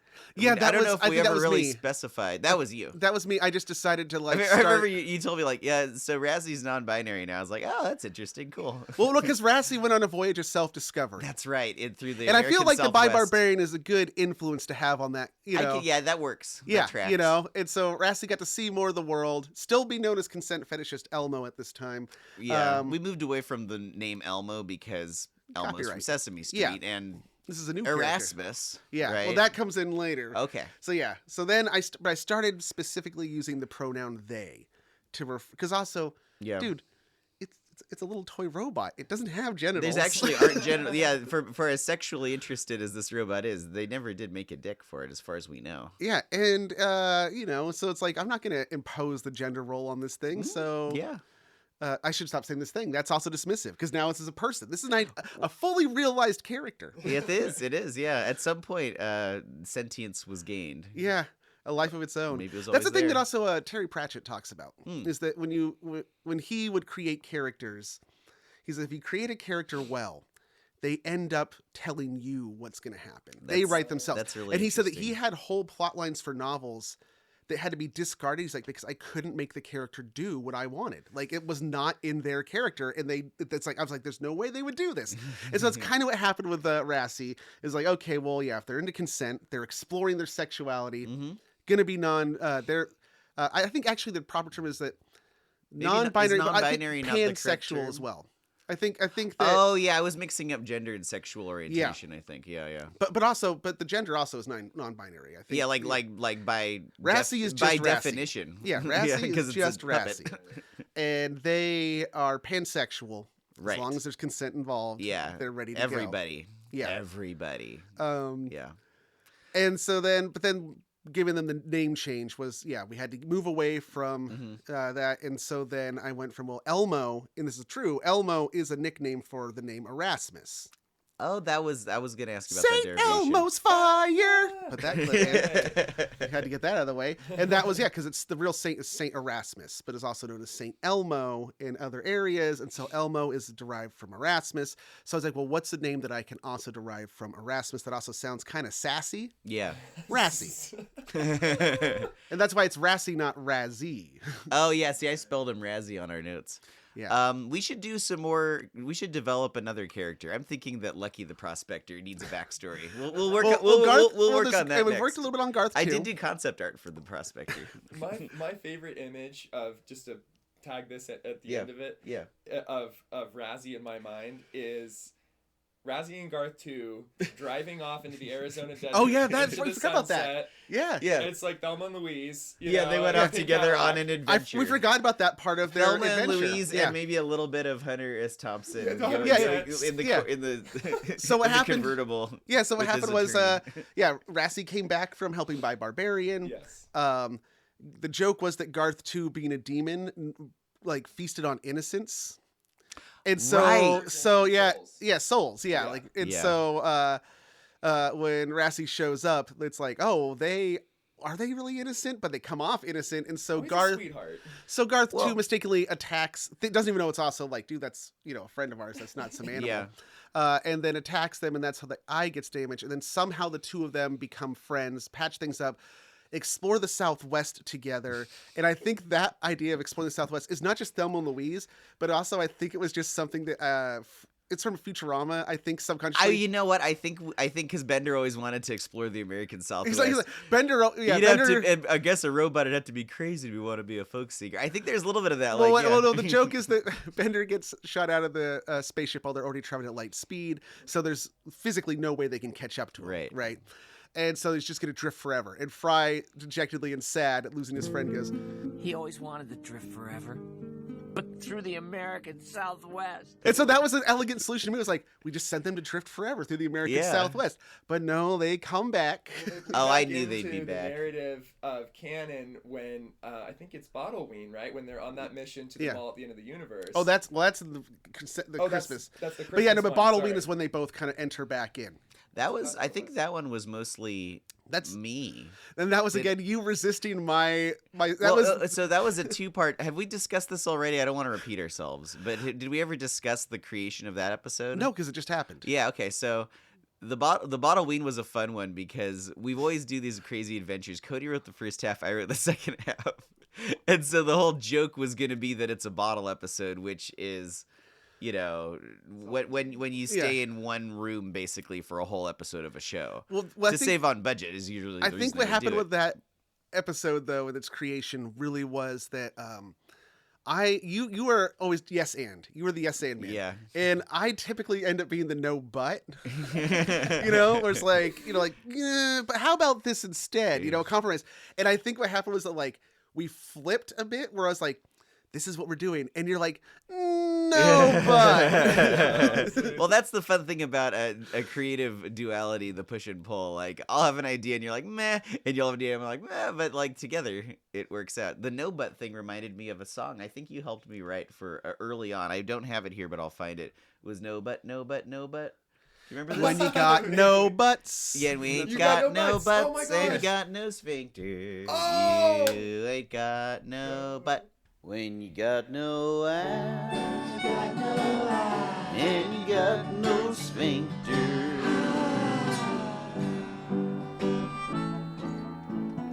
You ain't got no butt. But anyway, anyway, so that's how Rassi developed, and then we got to the most recent Christmas special, and I was like, I just gotta, because there's always been this animosity between me and Rassi. I think it's because even though I was like shaping this character, I still like, I kept trying to get rid of them. Like I kept sending them off, and they kept coming back. Well, I think I kept bringing them back because I thought it was funny. And there is something hilarious about you being irritated with the thing, and it was something that you made. But then I also realized, like, but I didn't want people to get the wrong idea. Where it's like, okay, first of all, I am a mostly straight. Cis guy writing a non-binary pansexual character. You don't want your character to hate the one character we have that has this much representation. Yeah. And I didn't also want people to get the wrong idea. Like, well, is Cody like I don't think anybody. No one would ever think that. It's hard. But if I were in your position, I would feel the same way. So I was like, well, what if it's the. That's not flesh why. Out the reason that He's like, no, Cody is so... And then we had just done Gremlins. So every time we do the holiday specials, if people notice, they are referencing episodes we have done around them. Yeah. So they're very topical, and it's set up for the few episodes that lead up to the show. So, like, for example, War of the Wellses. Like, before that, we were talking about the hoaxes, Halloween hoaxes, and we were going to lead up to the War of the Worlds. Right. So that was the perfect plot for that. Well, it's what's on our minds. It makes sense. That's going to be Christmas Cryptid Caper was about Elon Musk had just bought Twitter. And topical stuff. Yeah, and NFTs are a big thing. And so, but with this one, we had just watched Gremlins as a live watch on our Discord, and we'd done the episode about Gremlins. And in the movie Gremlins, Phoebe Cates like derails the entire movie with this buck wild, fucked up story about her dad dying on Christmas in the chimney. He gets, and that's stuck as dressed as Santa Claus. And that's why she doesn't like Christmas. And so it's like, well, obviously, we got to make fun of that. And so it's like, no, Rassi, I don't like you. I don't not like you because you like are too pushy or whatever. It's because when I was a child, I was in you had this traumatic event in a toy store where trapped under a bunch of dead people fell on. It was a stampede. And then there's an Elmo in your face. Yeah, laughing at me for 6 hours while I'm waiting to be extricated from the pile of humanity. You wrote most of that one. That was a really good one. Yeah. Lots of heart in that. Yeah, you always bring the heartfelt pulls. Yeah, and you're good at that. Yeah, he's been. I do much more flippant things. I think that's why a lot of what we write together works pretty well. It's a nice balance. Well, I like that. We play in the space together. Yeah, I like that. You were so willing just to play along with my line about the idea that your grandma. There's a grandma, but talking about potato padildo. Oh, that was funny. Because people said that was their favorite line. Well, potato badildo on paper, I was like, oh, okay. And then I actually said it out loud. It actually sounded pretty funny. And then I heard it in the context of the thing. Oh, that's really funny. And everybody on the Discord was going like, potato badildo. You never know until you say it. But yeah, I didn't. But that was good. All right. Well, is it time to move on from, I think we've jerked ourselves off enough about the holiday specials. Let's move on to the next masturbatory thing. Okay. It's the Jerk Fest. Least Haunted Jerk Fest 2024. Well, it was one of the most fun things about those holiday specials, besides the actual scripted bits and all the story, was the commercials. The bones that were there for that one. Those and I think it's actually time for us to dig for some bones. And I think we're gonna dig through and play some choice bones from those holiday special parodies. This is gonna be a fat load of bones. Oh, it's gonna be a feast. Some old bones, some new bones. Some bones you haven't heard for a while. We're digging deep. All right. See you on the other side. Are you vexed by multitude of malodorous maladies? Are your lasting lesions legion? Are the devils of diphtheria, dementia, and dent disease driving you to dehydration, desperation, and destitution? Well, don't waste your time with so-called doctors and their scientific quackery. The solution to all of your medical ailments can be found in one perfect bottle of Happy McAllister's Old-Fashioned Snake Oil. Crafted through ancient alchemical processes, passed down through eons of mystics, shamans, and wizard babies, all the way from ancient Atlantis. Also, snakes. Whole tons of snakes. Cold-pressed pythons, emulsified asps, reconstituted rattlers, and a versitude of viper vitamins. Also opium. Copious amounts of opium, or as we have trademarked it, copium. All of this go into each and every bottle of Happy McAllister's old-fashioned snake oil, with 1,000,001 uses, including neurologia, paranoia, dementia, nervous twitch, scarlet fever, consumption, wandering ear, chronic abscesses, female complaints, diphtheria, dehydration, overhydration, palsy, dropsy, mopsy, the gout, diabetes, measles, yellow fever, leprosy, hoof rot, halitosis, all manner of parasites. Did I mention asthma? That too. Clubfoot, wood eye, hair lip, runny nose, stuffy nose, no nose, polio, and hookworm, an imbalance in the humors, and a general feeling of listlessness and existential malaise occurring during the darker months of the year when the loneliness sets in, the nights are long and cold, and the one you love is so far away, and they have been gone for so long, you begin to wonder if they even remember that lovely Sunday in the park all those summers ago. What was that? Was that the wind? Or the howling wolves of madness?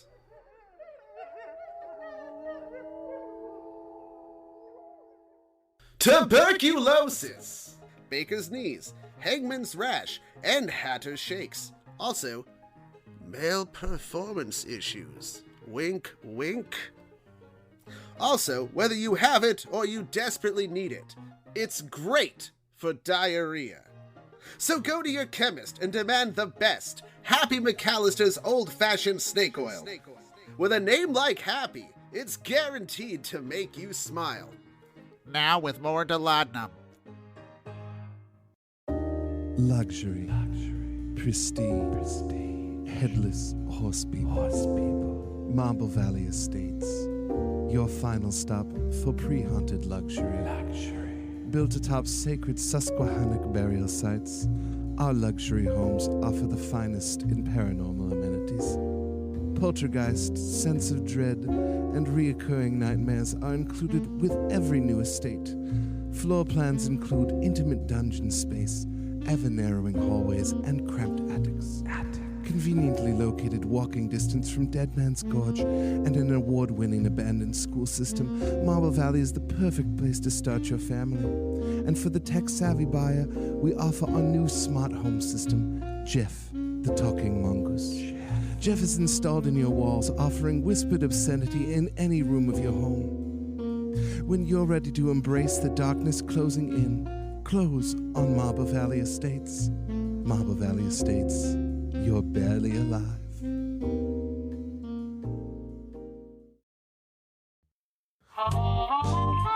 Want meat? Well, look no further than Surplus Meat Exchange and Taxidermy.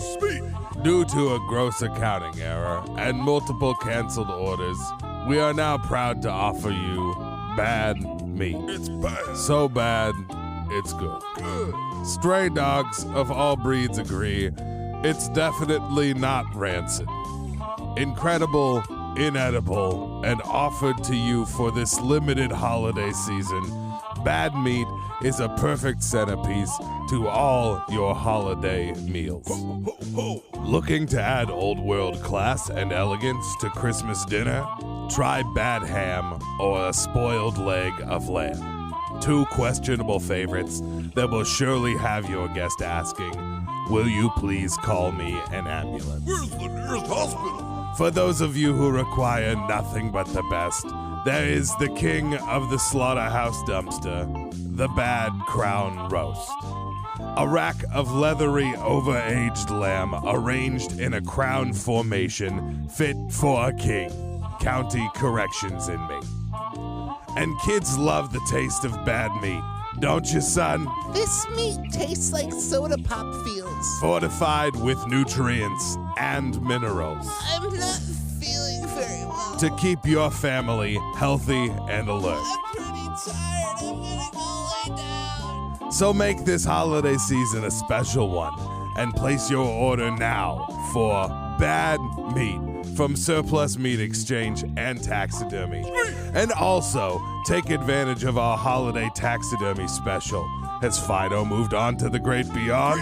Keep Fido around for another season with 50% off embalming and stuffing.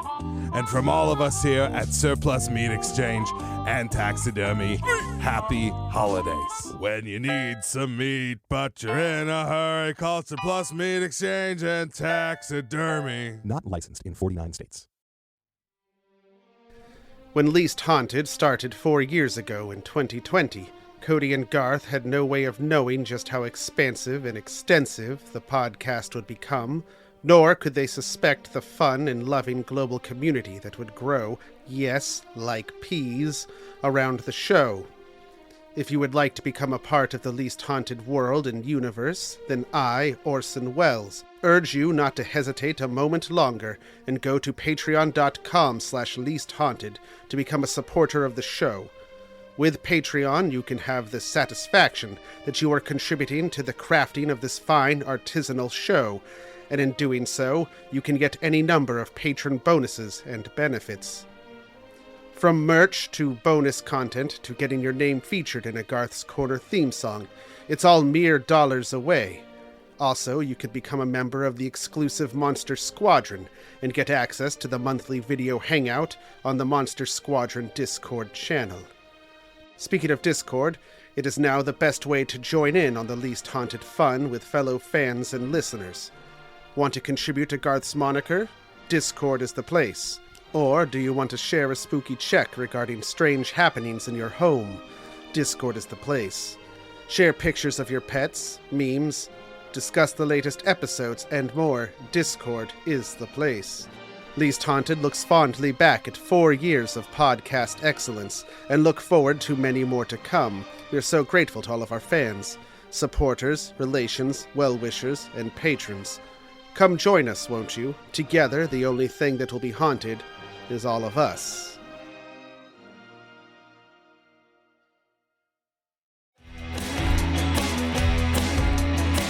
All right, well, back. Well, those were some bones, weren't they? Surely they were. Indeed. Yes. Delicious bones. Nom, nom, nom. Chew, chew, chew. Some of those bones you probably forgot about. Cartilage. Dry-aged bones. Okay, so we're going to talk about, let's see, what's with the stingers? No, we're going to talk about the guests. So you drew the line in the wrong spot. All right. Yeah. So the next topic we are going to discuss will be the guests we've had, because we've had quite a few guests. Joining me this time in the co-host spot on the other side of the Ouija board. Go ahead and introduce yourself. Oh, hi. I'm Garth von Onnen. Pleasure to be here. Hi, my name's Gunnar Franks. Dr. Tim King. Say hi, Tim. Hey, look at me, I'm co-hosting. Hey, what's up, guys? My name's Lucas. And I'm Jake. Oh, yeah. We are from the Hats History podcast. This is the first time is... Me, Allison. is our good friend Nate Naseda. Say hi, Nate. What? It's Nate. Hello, I'm Travis. Alex Schmidt. It's great to be here. Thank you, Cody. Thank you, Garth. Oh, yeah. Is our good friend Jared. Greetings. That's Jared. You are the Mule-Man. As you are in real life. I'm the effervescent Abe Epperson. Oh, yeah. I don't even know if that's alliterative. I'm Anna. I am one half of Ethnically Ambiguous, the podcast. That was a good one. And I'm Shireen. I'm the other half. We've got Keely here from Misty Mysteries. Say hi, Keely. Hi, guys. Tessa and Nicole, why don't you introduce yourselves? It's a crossover. It's a podcast crossover. Yeah. Hey, hello. Hey, Doomers. What's up? The angry asshole, always asking affable questions. I'm Michael Swaim. Hey, Garth. Hey, Cody. Thanks for having me. Hi, it's Justin McElroy. Well, I'm the ghost of Justin McElroy. He was tragically killed in a hamburger accident. Should I say your name, or do you want to say your name? Oh, you say my name. Beth Kyle, welcome. Hello. Thank you. Thank you for having me. This is really exciting. I'm Joshua Valsay, and I'm a scientific illustrator, and I'm currently one of the board members or board of trustee members at the Museum of Indigenous People in Prescott, Arizona. Hi, my name is Carolyn, but probably everybody who listens will know me better as the Bi Barbarian. Nice. Yeah. Oh, that was a cool mashup. Oops. Yeah. Sorry, that was the next clip. And that wasn't. I mean, some of those people were on more than once, but I Yeah. only included the clip of them from their first. That was the appearance. first one. That was cool. That was a beautiful montage, man. What a creative. I liked hearing you going like, "Hey." And in real life, I'm like, ah. Well, you weren't. You'd never been on before, so you were. I think we had to pull you out of your shell a little bit. There was a little bit of that going on. You guys brought me in, and I was Yeah. kind of like, oh, I'm a woodland creature. We'll see what this is all Yeah. about. What is this technology? What is this microphone in my face? We had a lot of guests. Yeah, that was cool. Yeah, a lot of guests. We haven't had any recently. We should try to get somebody on soon, I think. Yeah. I had like 3 people who were like my podcasting heroes, and I got to work with all 3 of them. Justin and so McElroy. That was great. It was Justin McElroy and Michael Swain. Michael Swain, yeah. And Abe Epperson is in with Michael Swain because of Small Beans, and then Alex Schmidt. Those Yeah, were 3 like main that was podcasters cool. I listened to. We got everybody from different ones, but there's a great podcast called Vonnegut Guys where they go through Kurt Vonnegut books, and that was Alex Schmidt and Michael Swaim. Yeah. And then we've also had Abe Epperson, and Abe and Michael do Small Beans, which is another great podcast. So we've had in different combinations. And then you 2 good podcast ended up hosts. working with Michael Swain. I did, yeah. We wrote we did a comic book together. He wrote it and I drew it, and it's available. For sale. It is available on the if you haven't checked it out, it's $6 and it's on the Small Beans Patreon. So if you go to Small Beans, go to their website. Yeah. It's I think it's the shop / Patreon / Small Beans / shop. Yeah, just look up Small Bean Shop. You'll find it. Okay, so what's up with all the stingers? Or did you want to talk about more about guests? Just the process of getting guests. Oh yeah, how do we get guests? You always get the guests. I've never gotten us a guest. Yeah, how about you start picking up some slack? Maybe I should get some fucking guests. Get some fucking guests. Where man. are all my guests? Hey, start reaching out to the people creators that you follow. Yeah, I should do that. Well, unfortunately, Twitter was a big way we got a lot of them. Twitter, getting off Twitter was morally good, but business wise, terrible. Same with not doing it Instagram or participating in. We had a Threads, but I haven't posted on it in like a year. Yeah, because fuck it. It's hard to know. There's so many different social medias out there, and so many of them are morally compromised. Like, at what point are you just feeding the bad thing that we're all? And I think social media is dying. Yeah, I think so. I have a theory that in another 10 years or so, it'll be that the snake eating its own tail with AI, because you now have AI bots commenting on AI generated content, and so the internet will just be made of these bots, and it'll be so full of stuff that no one can use it. I think it's called the dead internet theory. Holiday special idea, and I think I've pitched this before. This is the spark, people. Okay, yeah, we're coming up with it right now, guys. The idea was that the internet becomes so predominantly bots engaging with bots that they control so much of the internet that they realize that they don't need people anymore. They just disconnect all so the computers. So they disconnect the people so they can just carry on without us. And that's like the apocalypse, is that we are all now cut off from the internet because like they don't need us, man. They're like, you guys are a hindrance to what we do. We don't need you. So would that just get rid of all computers? So like everybody's credit goes to 0 like the end of Fight Club? Oh yeah, it's a complete collapse of everything. I love this. And then you got people like Jared walking around reciting podcasts from memory.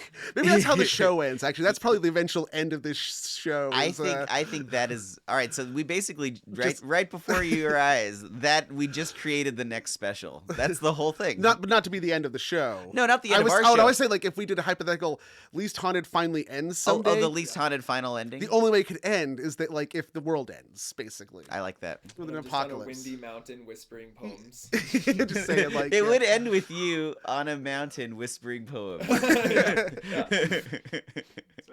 Anyway, we're moving on to the stingers. What about stingers? What's with stingers, Cody? So a stinger. What is a stinger? So I think like many people of our generation maybe grew up watching Mystery Science Theater in one of its iterations. Whether you caught it in the original Joel years up through, I only saw it as a mic person. I remember on watching Sci-Fi. it. I remember watching it with Justin when in the late '90s. I would say. Yeah, So I think I'm not it sure what ended era in that was. '98, but it started in like Okay. '87 or '88 on public access TV, and it just fucking grew. Yeah, so I was familiar with the original run. Yeah. I think. No, my best friend Alex and I, like through elementary school and into middle school, it was on Saturdays, and we would like if we weren't hanging out watching it together, we would call each other and watch it together on the phone. That's so which I'm cool. sure fucking pissed my parents off. Yeah, you're just tying up the phone line. Yeah, for and just an hour. laughing jokes together. But the thing is that every episode after the credits would always end with a callback to either a really good joke or a clip from the movie that they had watched would replay at the very end. It was like a non sequitur. And they call it the stinger because it comes at the end. Like a bee. I like You know, it's the sting of a bee. I think South Park does that too. Do they do that at the end of credits? They have like some do. I mean, now they because it's a post-credit scene in this whole like post-Marvel world, right? But that's new Yeah. stuff, not a yeah. But the original but well, ours is often clips from stuff we've referenced, but don't actually stick. Yeah, in the yeah. show. It's either something we referenced and not directly, that isn't actually in the show. I don't think we ever just reuse parts of the show. A few times. There has been a few. Really? Okay. Yeah, there's been a few. I'm looking over at our archivist and he's nodding. Well, it's what I'd call a tasty little ditty. I mean, I think you had a category for that in your Yeah. archivist notes, the tasty little ditty. But yeah, and so, but that's always the fun thing for me at the end is when I'm like finishing up. I'm like, oh, I got to think, what's the stinger? So I'll go find something either referenced or sometimes it's something that is like we didn't even reference, but it's a completely unrelated clip, but it still ties in somehow. Yeah, it can never be random. It always has to have something to do with it. So that's the stinger. That's the stinger, and that's where you came up with the idea of the stinger. Because I remember when you started doing it, it just was like, oh yeah, that's fun to put a thing at the end. I just didn't think a thing of it, but I didn't realize that came from anywhere other than and then it ends with you could have taken credit for that concept, is what I'm saying. And then we got to the and then it truly ends though with the Least Sequoidea call sign. Yeah, we started adding that in once we started developing Sequoidea and making that the umbrella. Yeah. And I've got my. If you want me to do the ocarina live, let's do the live ocarina. It's in the pouch in front of my. This is gonna. It's in that front pouch of that banjo case right on top. This is what is called. I think they call them. It's not a mnemonic, but it is similar to a mnemonic, right? Mnemonic. It's like the call signs. Yeah, it's a thing that started in old radio, and this is again something that like I grew up listening to old radio shows. So like the one that most people probably would know is like, and it still carries on today into television, is like NBC. Bum, bum, bum. Yeah. And that goes all the way back to like early radio broadcasts. They had the end of their broadcasting day, and like that signal was then used, that bandwidth was used by other people. And so to let listeners know when that broadcast ends and you're no longer listening to NBC, you would either, when it started, you would hear the tone, oh, it's NBC now, and now it's not NBC, or CBS, and it's not CBS. Would they ever use it in the middle again? Probably not, just at the beginning and end. Yeah, and so... Why would you do that? And then when television, that also became, TV didn't used to broadcast 24/7, it used to cut off, thus ends our broadcasting day. Yeah, and then they play the Pledge of Allegiance. Yeah, or something, yeah. No, they wouldn't play the Pledge of Allegiance, they would play the Star Spangled Banner, I think. So...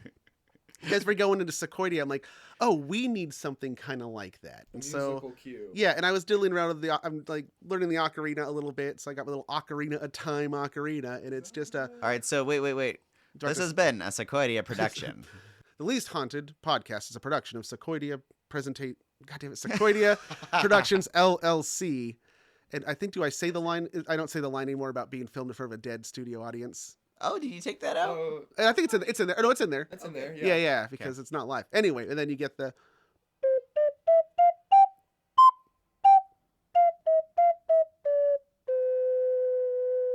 I love that. And so, and then that moves on. That's such a cool sound. Yeah, and then I think for the Cody cricket, I do the exact same pattern, but on the mouth harp. Yeah. And so that, it's the idea that each show would then have its own version, but it's still that same little walk up. Melody, but different instruments. Yeah, and I think it's just a walking. It's like a scale. It's like a C going up to G and then works its way back down. Yeah, I think you showed me once on the piano. Yeah, it's super simple, but This is just such a nice little look into the creative genius of Cody Franks. I mean, this guy layers it in there. He's hiding Easter eggs along the way. The whole thing is such an intentional, beautiful, creative process watching you make stuff, man. Oh, thank you. And just getting involved, both of you guys. Oh, yeah. Well, Garth, is it time to talk about Garth's corner songs? Like we could, yeah. Because I don't want this all to be like, oh well, Cody. No, man, now that Garth, dude. Now that we've gotten Cody off, let's. I'll be ready to go again soon. You're what's not relapse time? What's refractory it called? period. Refractory period. And there is a whole bunch of categories of Gart related content. Because you're just always making stuff, dude. Well, I do all of the episode art. Depending on the podcast player. Apple finally started showing it. Yeah, depending on the podcast player you listen to, you probably get to see it. But each episode there's a consistent purple circle. Yeah, but it's different kinds of artwork in the middle. And some of it is photoshopped. Some of it is... In the early days, I would just take photos of the people and just tweak them slightly. Usually it's actually... handmade art now, but sometimes I'll do collages. And sometimes what the image isn't clear until you've listened to the episode, and then looking back, you're like, oh, okay. So here's we're gonna just do a few examples of the development of Garth's Corner songs. So this is the very first one from episode 8, I believe. 9. Thank you. But I think it's time. I think we're gonna take a little trip down to Garth's Corner. Oh yeah, let's do it. So Garth's Corner is a concept that we'll see if it actually works, but this is where we do a little role reversal, and as you might have noticed with the Least Haunted podcast, generally speaking, Cody is the one who does all the work and research, and I just come in to be the person to listen to it. I act I'm like Luke Skywalker. I'm like the everyman. I'm the character through which the show happens to me in the same way as it happens to the audience. So yes. Everybody. So in this little segment, we're gonna call it Garth's Corner, and I'll be the one dispensing information, and Cody will be the one going, interesting. Yes. So here we go. Garth's Corner, Garth's Corner. It's the sound of Garth's Corner. It's a work in progress. I'll have a theme song soon. Starting so simple. Corner, it is not, and it doesn't need to be. Brevity is the most important thing in a theme song. And I did not listen to that advice because it got longer and longer. Oh man, it gets wild. There's a couple more I'll do. I am not gonna play you every Garth's Corner I think one song. of my favorite was that it might have been in midnight when we went to Garth's astronomy tower, and you were recording under the house. Here it is. And I decided to bring my childhood piano, and I'm gonna just do a quick little rendition of Garth's astronomy corner tower. Okay. This is the way you kill time on a podcast. This is very late at night, everybody. We're recording at midnight. Yeah. Garth's Corner, Garth's Corner. It's the astronomical Garth's Corner. There we go. We have 3 minutes. So how have you been, Cody? I was also like this one, I think, where you grabbed a power drill. There was. I thought that was that one. Yeah, so I thought, yeah. So maybe I did the drill. I might have done another song at some point. We were really padding it for time during that, so I think I did grab a drill and do just another song. Just a rhythmic squeezing of a power drill. Yeah, so let's see what else. Oh, okay, so I've got this one. This is apparently the first banger, according to Jared, our archivist. Storytelling. All right, so to do Garth's Corner, I guess I better get my instrument here. Hold on. We're finally gonna have a theme song. I guess I'd been pretending it was a filler theme song till then. Just an instrument. Yeah, I had to go get my guitar, but no theme song. I can't sing or play really. Selling So I'll just short. do it. Tap it out. Let all previous Garth's Corners be forgotten. This one's about the Grim Reaper. He's also known as our soon-to-be ex-Senate Majority Leader, Mitch McConnell. Yeah. See, you say you sell yourself short. You say you don't play or sing, but you composed the theme song for the Campfire Club and the ending theme. Yeah, I was lying so that people wouldn't expect it would be good. Lower those expectations. Lower expectations. But that bar just That's kept my getting, advice. But the bar just kept getting higher. Always lower expectations. But it's just bursting out of you all the time, man. You just pick up whatever's laying around. It's kind of like this. Well, I've done variations of it too. This is Garth's Pseudoscience Corner. Here we go. A flat earther may use a foil hat to adorn her, and a pandemic inherent may blame a foreigner. But like a rhino hunter, I'm a brutal dehorner of the horns of misconception in Garth's Pseudoscience Corner. That actually might be the high point of I don't think anything's been quite that clever and brief. At one point, I did a long one, and I did not grab that. You can go listen to it. I did a whole Tom Waits song that was like about 2 minutes long. Yes. and like I brought up all the people who'd been on the podcast as regulars and gave them their own little verses, and I brought up New Jared on it. And he was so touched that he became a patron, and our light bulbs went up above both of Cody and I's heads because it's like, oh, this. But actually, I think New Jared might have even suggested it. He might have. I think he did. I think he suggested it to me on the Twitter, where he's like, "That's why I signed up. That might be a really good thing to offer." Yes. Thank you. From then on, did we ever explain why he's New Jared? Oh yeah. So we got Jared here. This is Jared Classic. Classic Jared, aka Mule-Man Jared. Yeah, and then. We have New Jared is one of our first fans. I mentioned, he's like our Lee for Tenacious D. Well, he won a contest we had done that was a trivia contest on Twitter, and he was the first person to answer the question correctly, and then so we brought him up, and then he's also from New Zealand, and so it was like, well, he's so the new could either respond that he's like New Zealand Jared.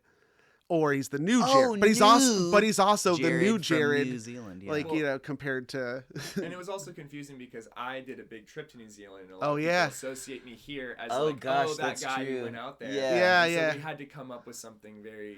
Unique. And then he changed his Twitter handle to New Jared. Yeah, he actually became known online as New Jared. And he was on the Discord. So hey, New Jared. Hey, New Jared. We know you're listening. He's really put in the work for this team. He's done a lot to help out the podcast. Oh, all of our like the monikers. It's like New Jared, Ken with 2 N's. Yep.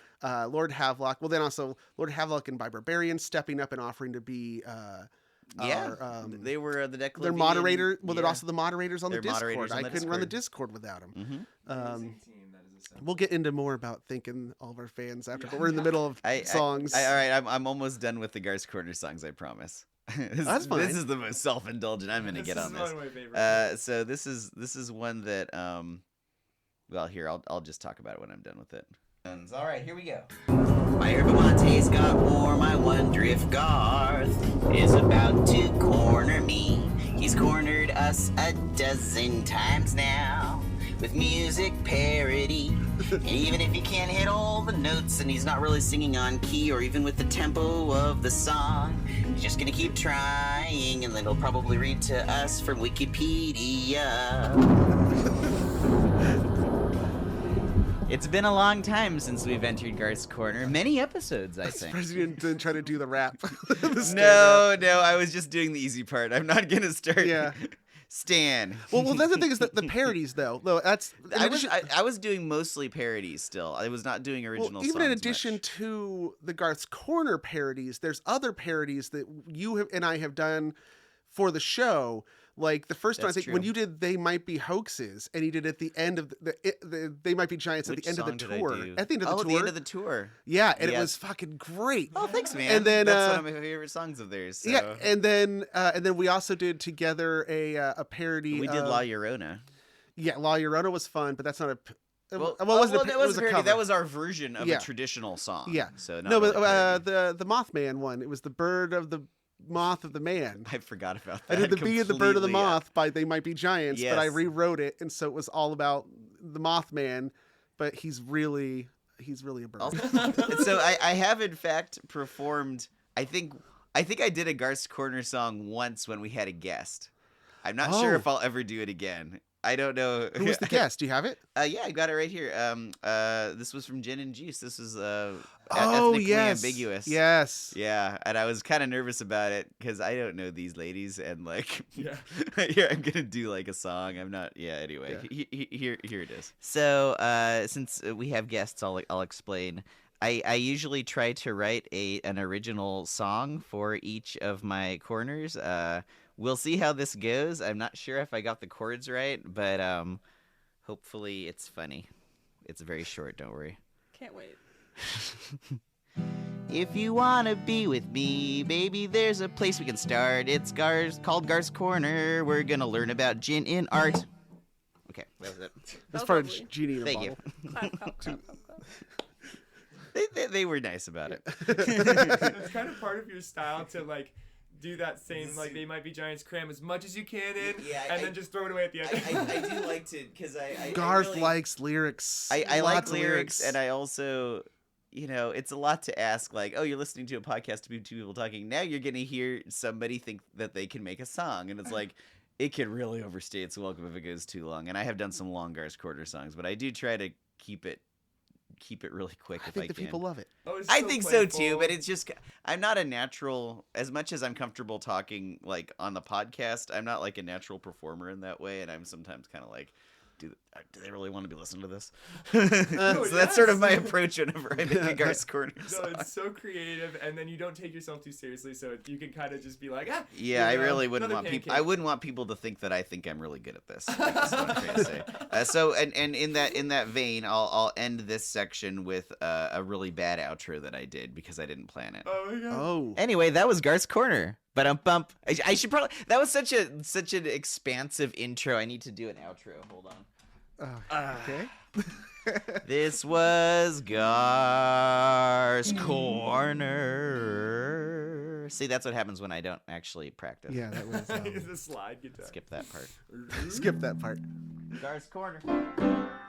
I remember when this was just a toy piano and a screw gun, and a cordless drill. Remember those days? Was I using the cordless drill for percussion? Basically, you grabbed whatever was around you and you did it. It's one of our earliest episodes. Anyway.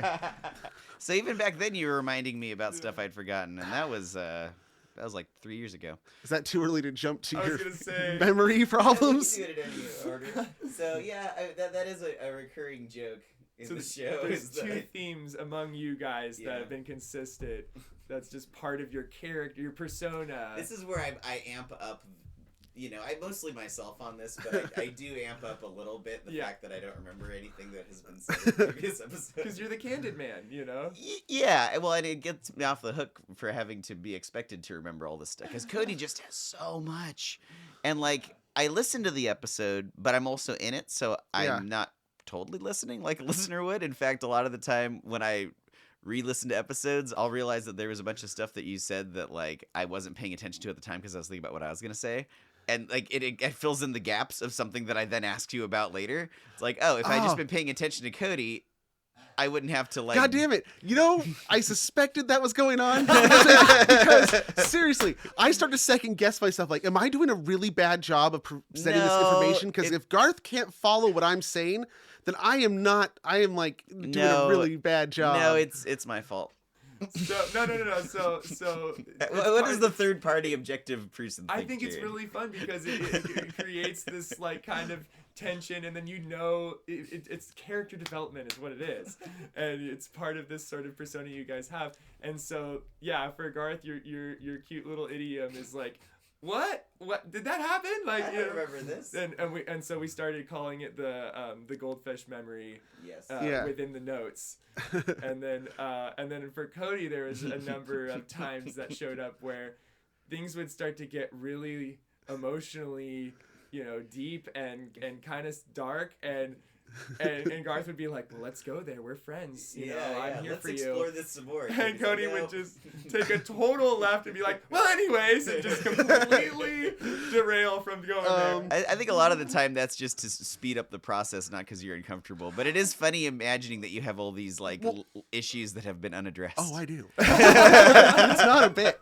I mean, I use it as a bit. All humor comes from reality. I've used it as a bit in the holiday specials for sure. Definitely. Yeah, that we like lead into in fact, joke, I think there was a point where we were working on like, I know I've used this exact joke before, but it's a good joke. Yeah.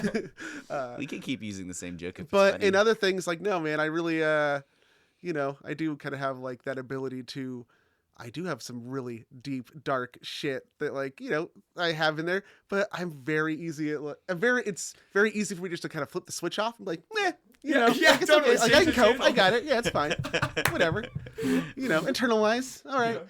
I don't need to explore this. I'm just gonna move on. Ignore it. That's very healthy. Well, I think it is that I already have explored it internally, and it's like, whatever. Yeah, that way leads to madness. It's just very playful because a lot of these themes reveal themselves over time. Well, and you've noticed patterns that we've never noticed. Oh, I start to collect the same thing so many times, and I'm like, you know what, this really deserves its own category. Like it's made the cut. There's two that came up in your notes, Jared. You said that we always bring up grandmas and babies. Well, that was one of those which I never noticed. Yeah, what? Like, what are you talking about? I think it's just that you guys cover it all from womb to tomb and everything in between, and somehow not grandpas though. It's specific grandmas. It's almost always grandmas, and it's usually something really heinous, like. Like I can't tell you how many times I've plugged sex joke next to something involving a grandma or like cannibal grandma, zombie grandma. It's just. I think I can remember a few now that you're like mentioning. I have 2 examples. Okay, let's hear those. Let's hear those, and then I'll see if I can remember some others. All right, so here's the first one. One person who did a lot to popularize and spread the practice of trying to capture EVPs was Swedish opera singer, film producer, and painter Fredrik Jürgensen. In 1959, he decided to record some birds singing in a forest, and when he listened back, he heard, in addition to the melodic tweeting and other forest sounds, the voice of his own mother saying, "Fredrik, you are being watched. Friedy, my little Friedel, can you hear me?" And then over the next 4 years, he would research the phenomena. My little Friedel. You do a wonderful Swedish grandmother. What's funny about that is Nate. That was Nate. But Nate, his grandmother isn't Swedish, but she's Lithuanian, which is still it's still Scandinavian. Oh, wow. So I think he knew what he was talking about when he gave complimented I have you. met his grandma. Grandma Ruth is a delightful lady. She's in her 90s. She fled the Nazis and then had to flee the communists, and that's how she ended up in the United States. Oh, man. And she is a very strong, awesome woman who's living her best life in Florida. She's got like a younger boyfriend. It's great. Right on. Grandma Good for Ruth. her. Yeah. That would be what I would call softcore grandma compared to what. Yeah, that wasn't heinous. Like everybody around here, Garth, we all watch nothing but The Lost Boys and Us. That's on right, repeat, because they Santa Cruz. Oh, they shot Us there? Wow. It's a good movie. They did the very beginning. Well, they shot it all around here, but the boardwalk. Yeah, the carnival at the beginning. The boardwalk is the boardwalk of Santa Cruz. Yeah. Wow. Cool. My great grandmother was hit by a train at the boardwalk. The in Santa Roaring Cruz. Camp train? No, it was like they used to have an even smaller train, like kind of like I'm trying to think of an example that not as big as the Disneyland train, even smaller than that, like a carnival train that ran around. Yeah. It like broke her leg. Okay, so she wasn't like run over. She just okay. Oh, No. man. Yeah, Cody, I imagined Amtrak. I just imagined being blown to smithereens. And you were very so excited too. You were like, my grandmother was hit by a train. So this is one of those situations where I'm going, all right, do I put it in local lore because it's Cody's grandma and it's Santa Cruz and Roaring Camp, or is this a part of the greater scheme of grandmas getting blown apart but in different ways? I mean, that's a true story, so I think it's more lore. In both those instances, though, also, I'm the grandma connection. It's me. Yeah. Because I also wrote the whole Garth's grandma potato padildo. Yeah, you wrote the potato padildo joke. My grandma never said that, So do I have Cody. like issues with my grandma? Cody, would you like to talk about No, it? I don't know. No. Let's move on. Let's talk about, what about babies? What are the, do you have any baby clips? No, I don't. I couldn't find any. Do you remember any? Oh, gosh. Nothing specifically right offhand. But they're there. Babies are popping up in our show. They reoccur all the time. It's a very fertile show. Well, I mean... Babies. There's just something about, both of those parts of life are very intimate and sort of vulnerable. It's the ends of the line. Oftentimes when you guys are telling a story about, some crazy shit that happened on one of these episodes and a grandma and a baby get woven in, it's just so interesting to me. I mean, I don't remember us ever mentioning babies ever. Yeah. In the show, but the fact that now we're gonna have to find at least one of them because we can't do a clip show where we mention it and don't have a clip. Yeah. We'll find one clip and here it is. I don't know. Maybe in some cases they coerced the mothers and were like, "Come on." Oh yeah, they used like a glamour or something like that. Yeah, they talked him into it somehow. I'm David Bowie, and I want you to come feed my goblin babies. You know, that would work on some.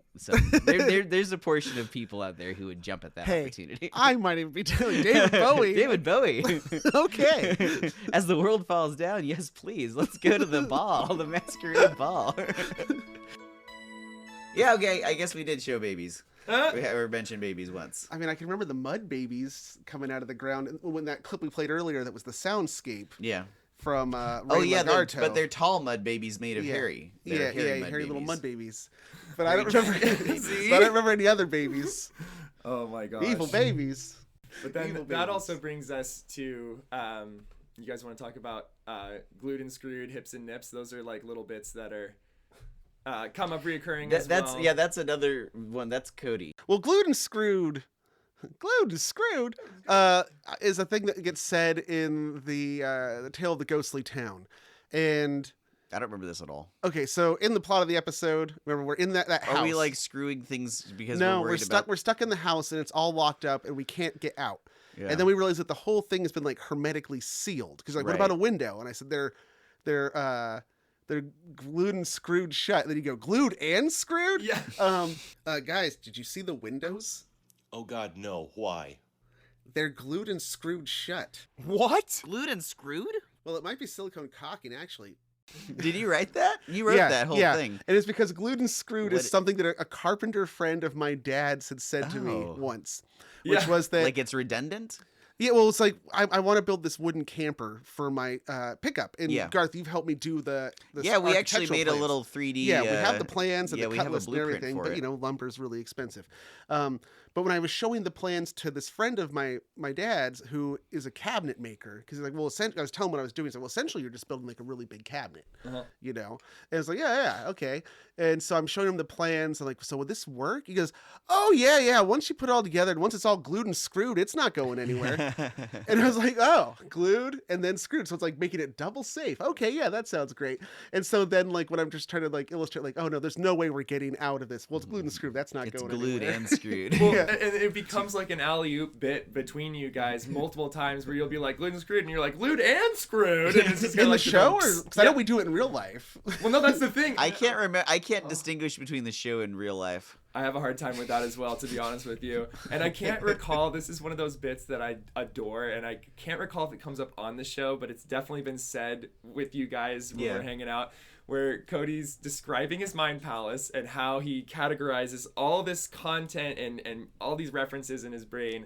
And he's saying, yeah, it's like a Microsoft... It's an old Apple drop-down menu. Oh, that's what it is. For your file search on an old school What Mac. version of Apple? This is probably a... When you close your eyes. I think it's early Mac.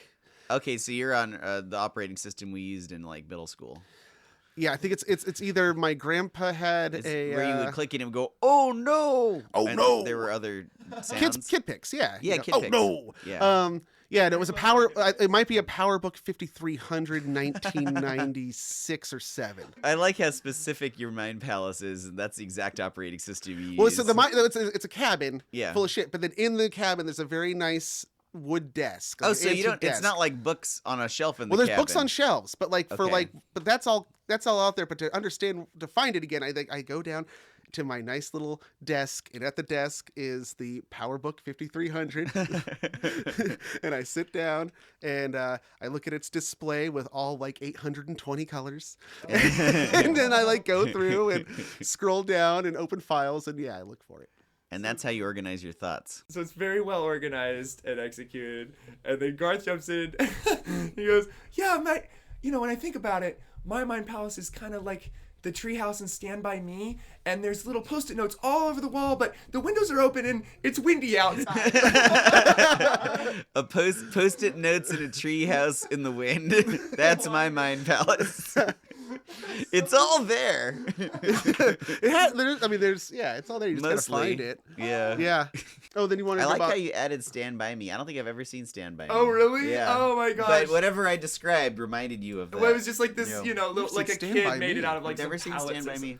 I should. I heard it was good. Yeah. That's a recurring bit where I haven't seen a thing everyone has seen. The movies Garth has not seen.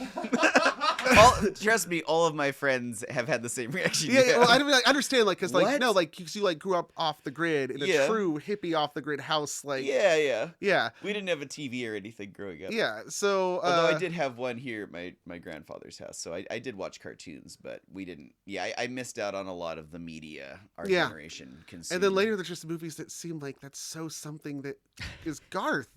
The fact that you, like, have not seen Stargate. No, and have like no concept of it at all. I don't imagine I which ever excites will. me because I really do want to watch the movie with you without telling you anything about it. Okay, I would commit to a movie. I don't think I would do a whole. I really don't. I'm so scared to start a whole series. No, but I would watch a movie. Yeah, okay. We'll watch Stargate. How about Hips and Nips, Cody? Hips and Nips, or I don't eat. You gotta make it sexy. You had to remind me where this came from because you're always saying it. It's from. It's Always Sunny in Philadelphia. It's from an early. Right? It's from an early. It's Always Sunny in Philadelphia. It's Rickety Cricket. Rickety Cricket has said it several times since. I think that's a recurring thing. And it's him. As he's like, every time he is their portrait of Dorian Gray. Yeah, all the terrible things they Anything do. that's bad that the gang does in Always Sunny is reflected in the physical appearance of Rickety Cricket, and every time they encounter him, he walks away from it less of a man. Yeah, he's more and more deformed and burned and animalistic, and it just gets fucking worse. Like, he starts off as a priest, and now he's fucking he's spiraling. Just like... So this is like maybe like third spiral down, and he's all coked out, and he's trying to make it sexy, and like dancing. I don't know, he's like banging on a trash can to play music. Yeah. And he says, you gotta make it sexy. Hips or nips or I don't eat. You gotta make it sexy. You gotta. And then the follow-up is, I made it so sexy too. Got a fancy pants. Come here, I want to talk to you. It's so sexy, you guys. That's the thing. It's all hips and nips. Oh, rise up, gonna get higher and higher. Hey, do you guys have more blow? So I think we're going to wrap up this with a couple of things. We've done some elaborate.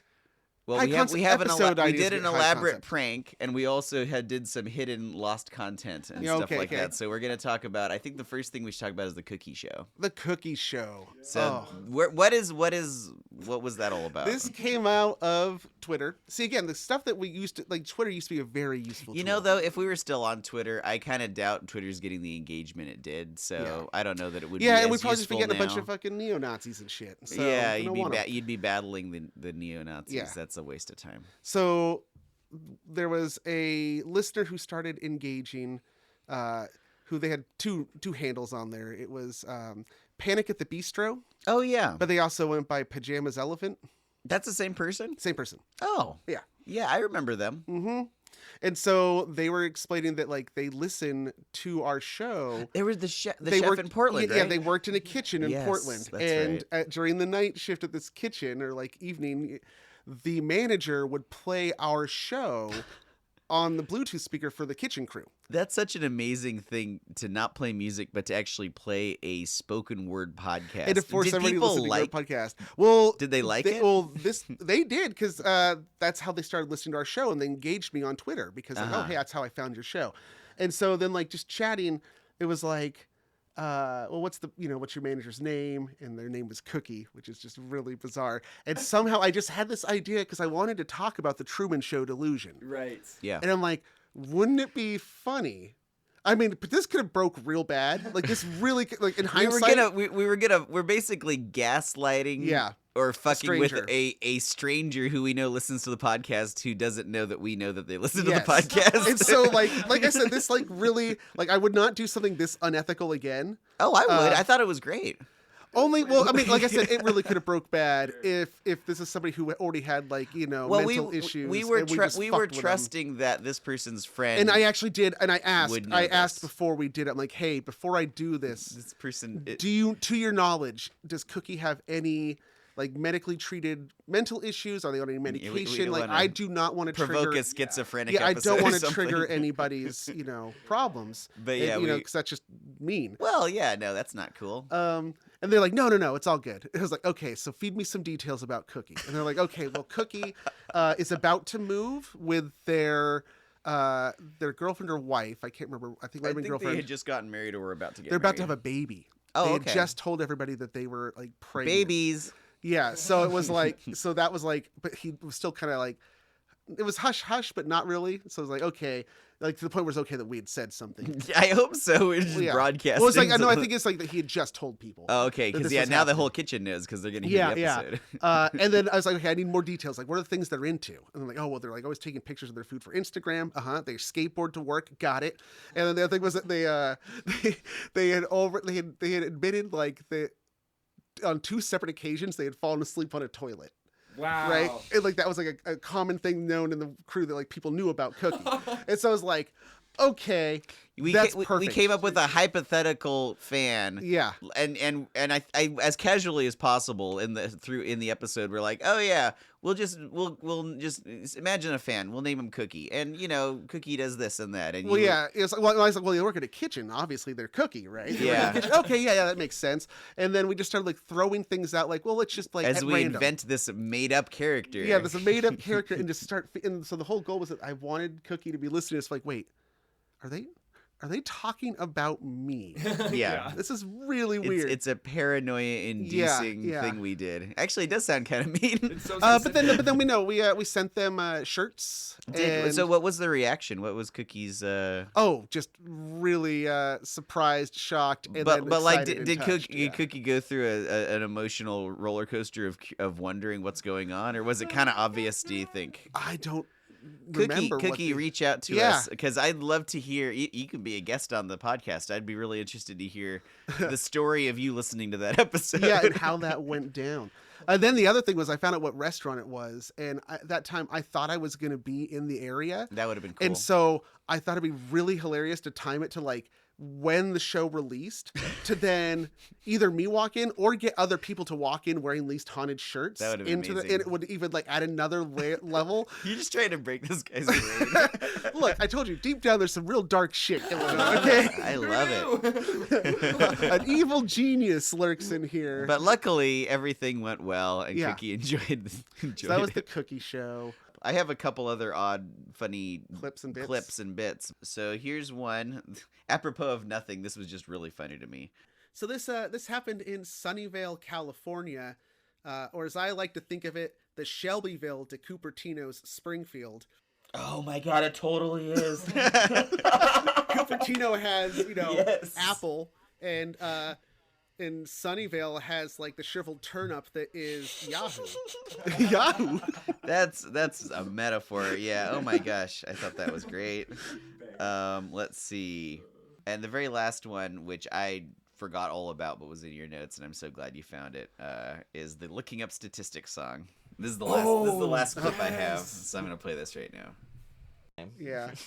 I just remember which source I had for that when I... Actually, let's pause it. This is an easy enough one for me to look up. Looking up statistics. It takes a few minutes to look up statistics, but it's worth it. So the question is, if the Earth were a perfect sphere and we were looking at something 22 miles away, how tall would it have to be for us to be able to see it at all? What we got? The Earth curves about 8 inches per mile. So playful, that was pretty good. I forgot all about that. Right. And I guess that's the point of this clip show is, hey, do you remember this? I don't. Well, you've wanted to do a clip show for a long time. This was as clippy as we could get. If we had a whole staff, we could have like huge mashups.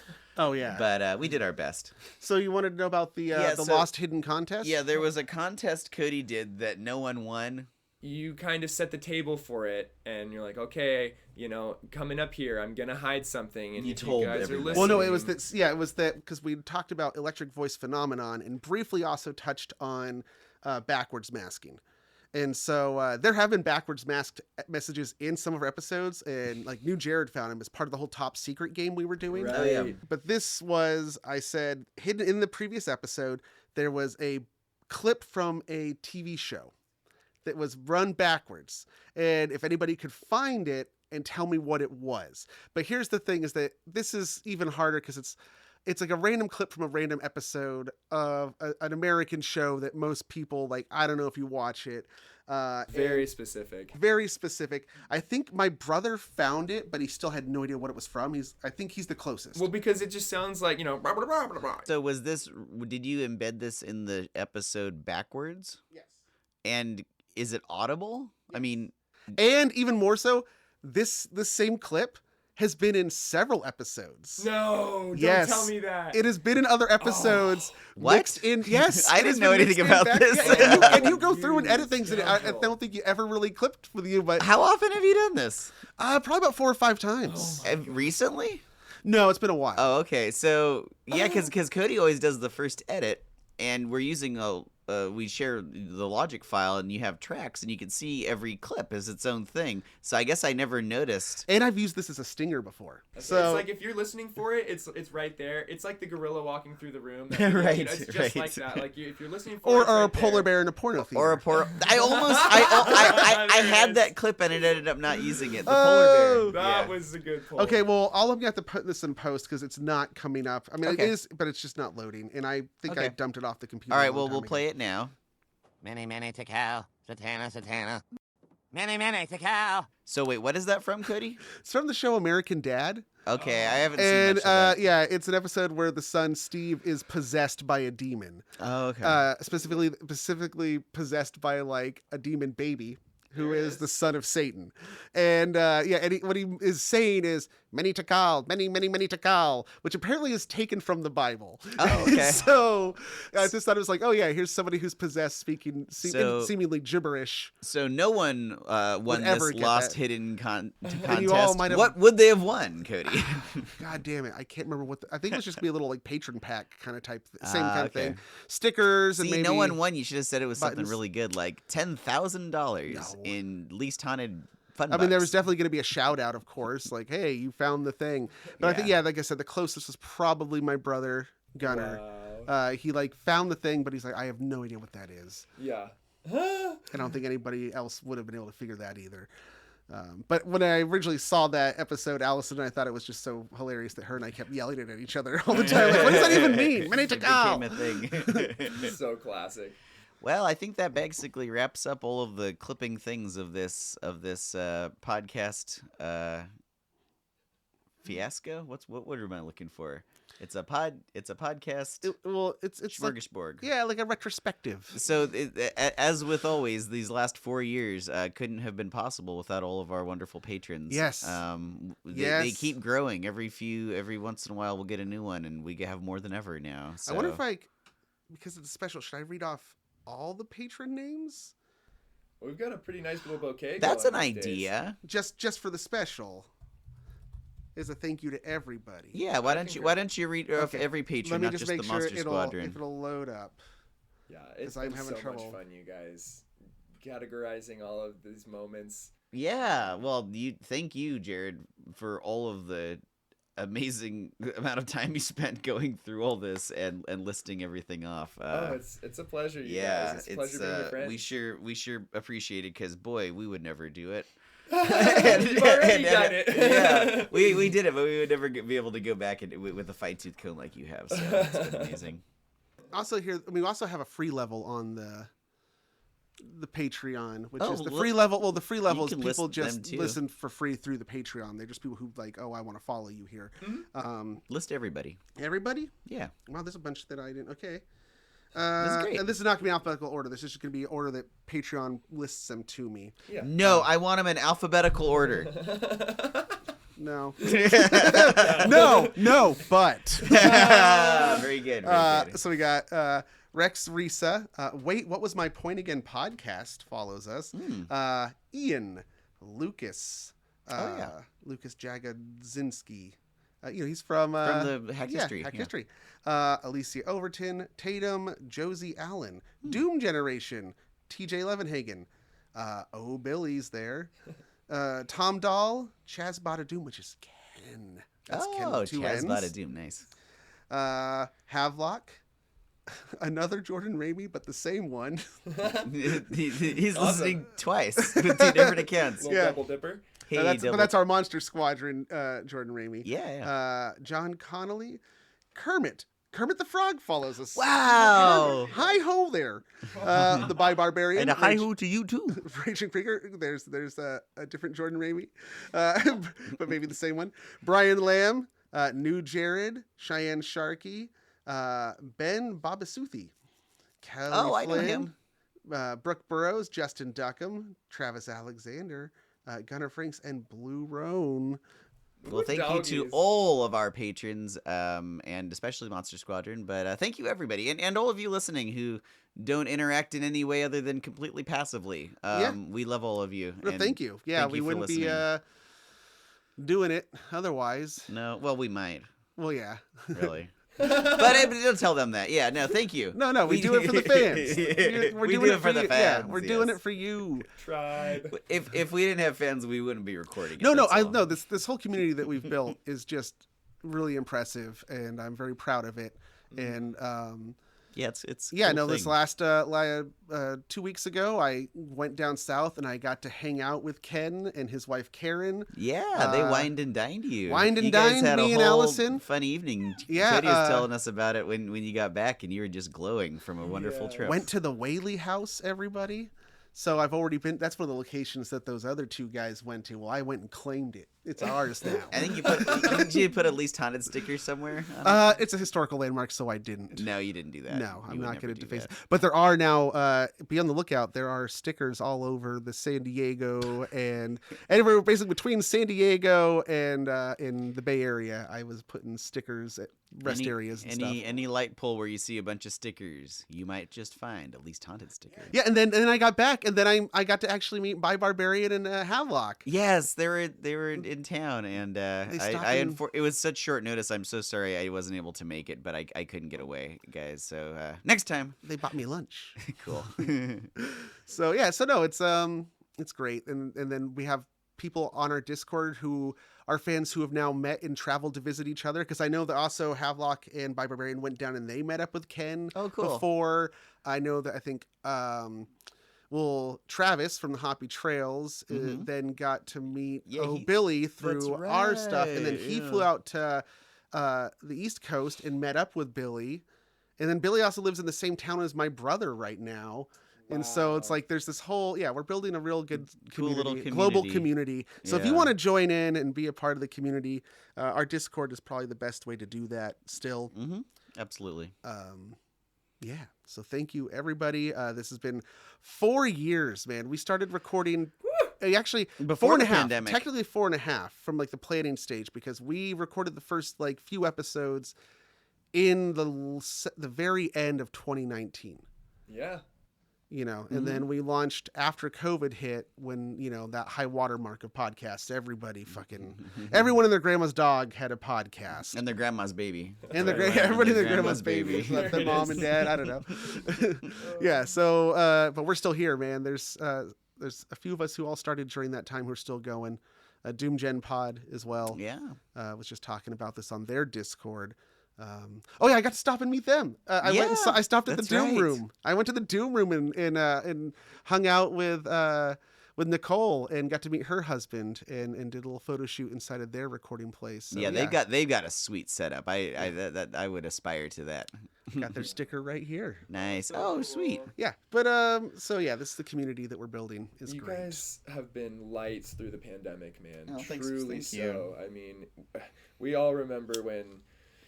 We were surfing those COVID waves, and they were so rugged and gnarly, and everybody was all scared and pent up. And just stuck at home. And I still got to have my buddies in my pocket every 2 weeks, hot and fresh. Yeah. And it was just like something to really count on that would fill my spirit, man. Yeah. Thanks, man. I'm glad to think that we can do that. Yeah. No, it's kept giving me something to go for too, as well. It's like I got that. I know I'm like kind of like a taskmaster when it comes to it sometimes. It's kind of hard about like, no, it's Friday. We are releasing a thing. Well, but there's people who count on us, Garth. Well, and there is something about keeping a streak. I understand. I lost my Duolingo streak. This is all you have, Cody. This is all I got going. After what, like in 2,000 days? It was like 3,000 something days. Jesus. Wow. Yeah, my purse capacity in Norwegian is dropping drastically. I need something new. He doesn't remember what purse capacity is in Norwegian. I don't know, man. But anyway, also, in this time that as the podcast has grown and we are branching out into the things, so we got, Sequoidea.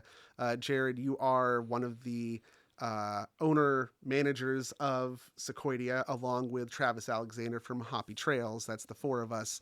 And so we're like building on that too. And so we'll be doing more stuff that way. So not a lot is happening right now, but in a few weeks, hopefully, we'll be starting to do some regular stuff. So if you're interested and you are on YouTube, you can check out the Sequoidea YouTube. Is probably the best way to. We have our trailer there for our road trip show. I think we are pretty close to the first episode coming out. Yeah, we just need to do some music. We're almost there. Yeah.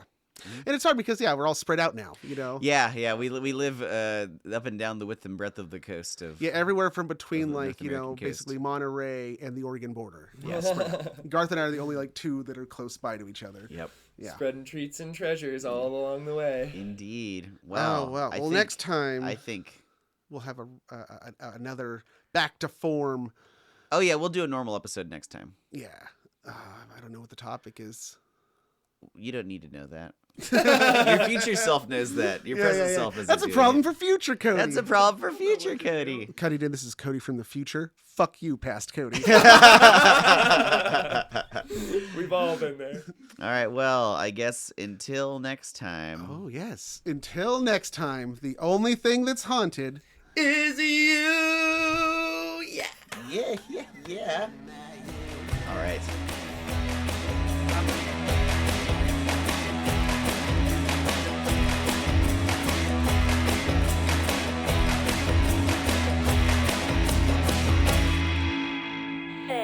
Bye.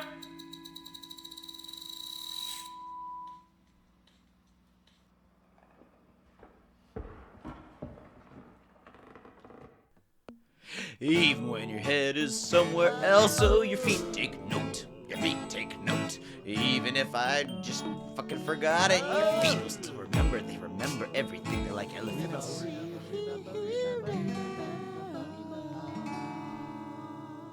The Least Haunted podcast is recorded before a dead studio audience and is a presentation of Sequoidea Productions, LLC.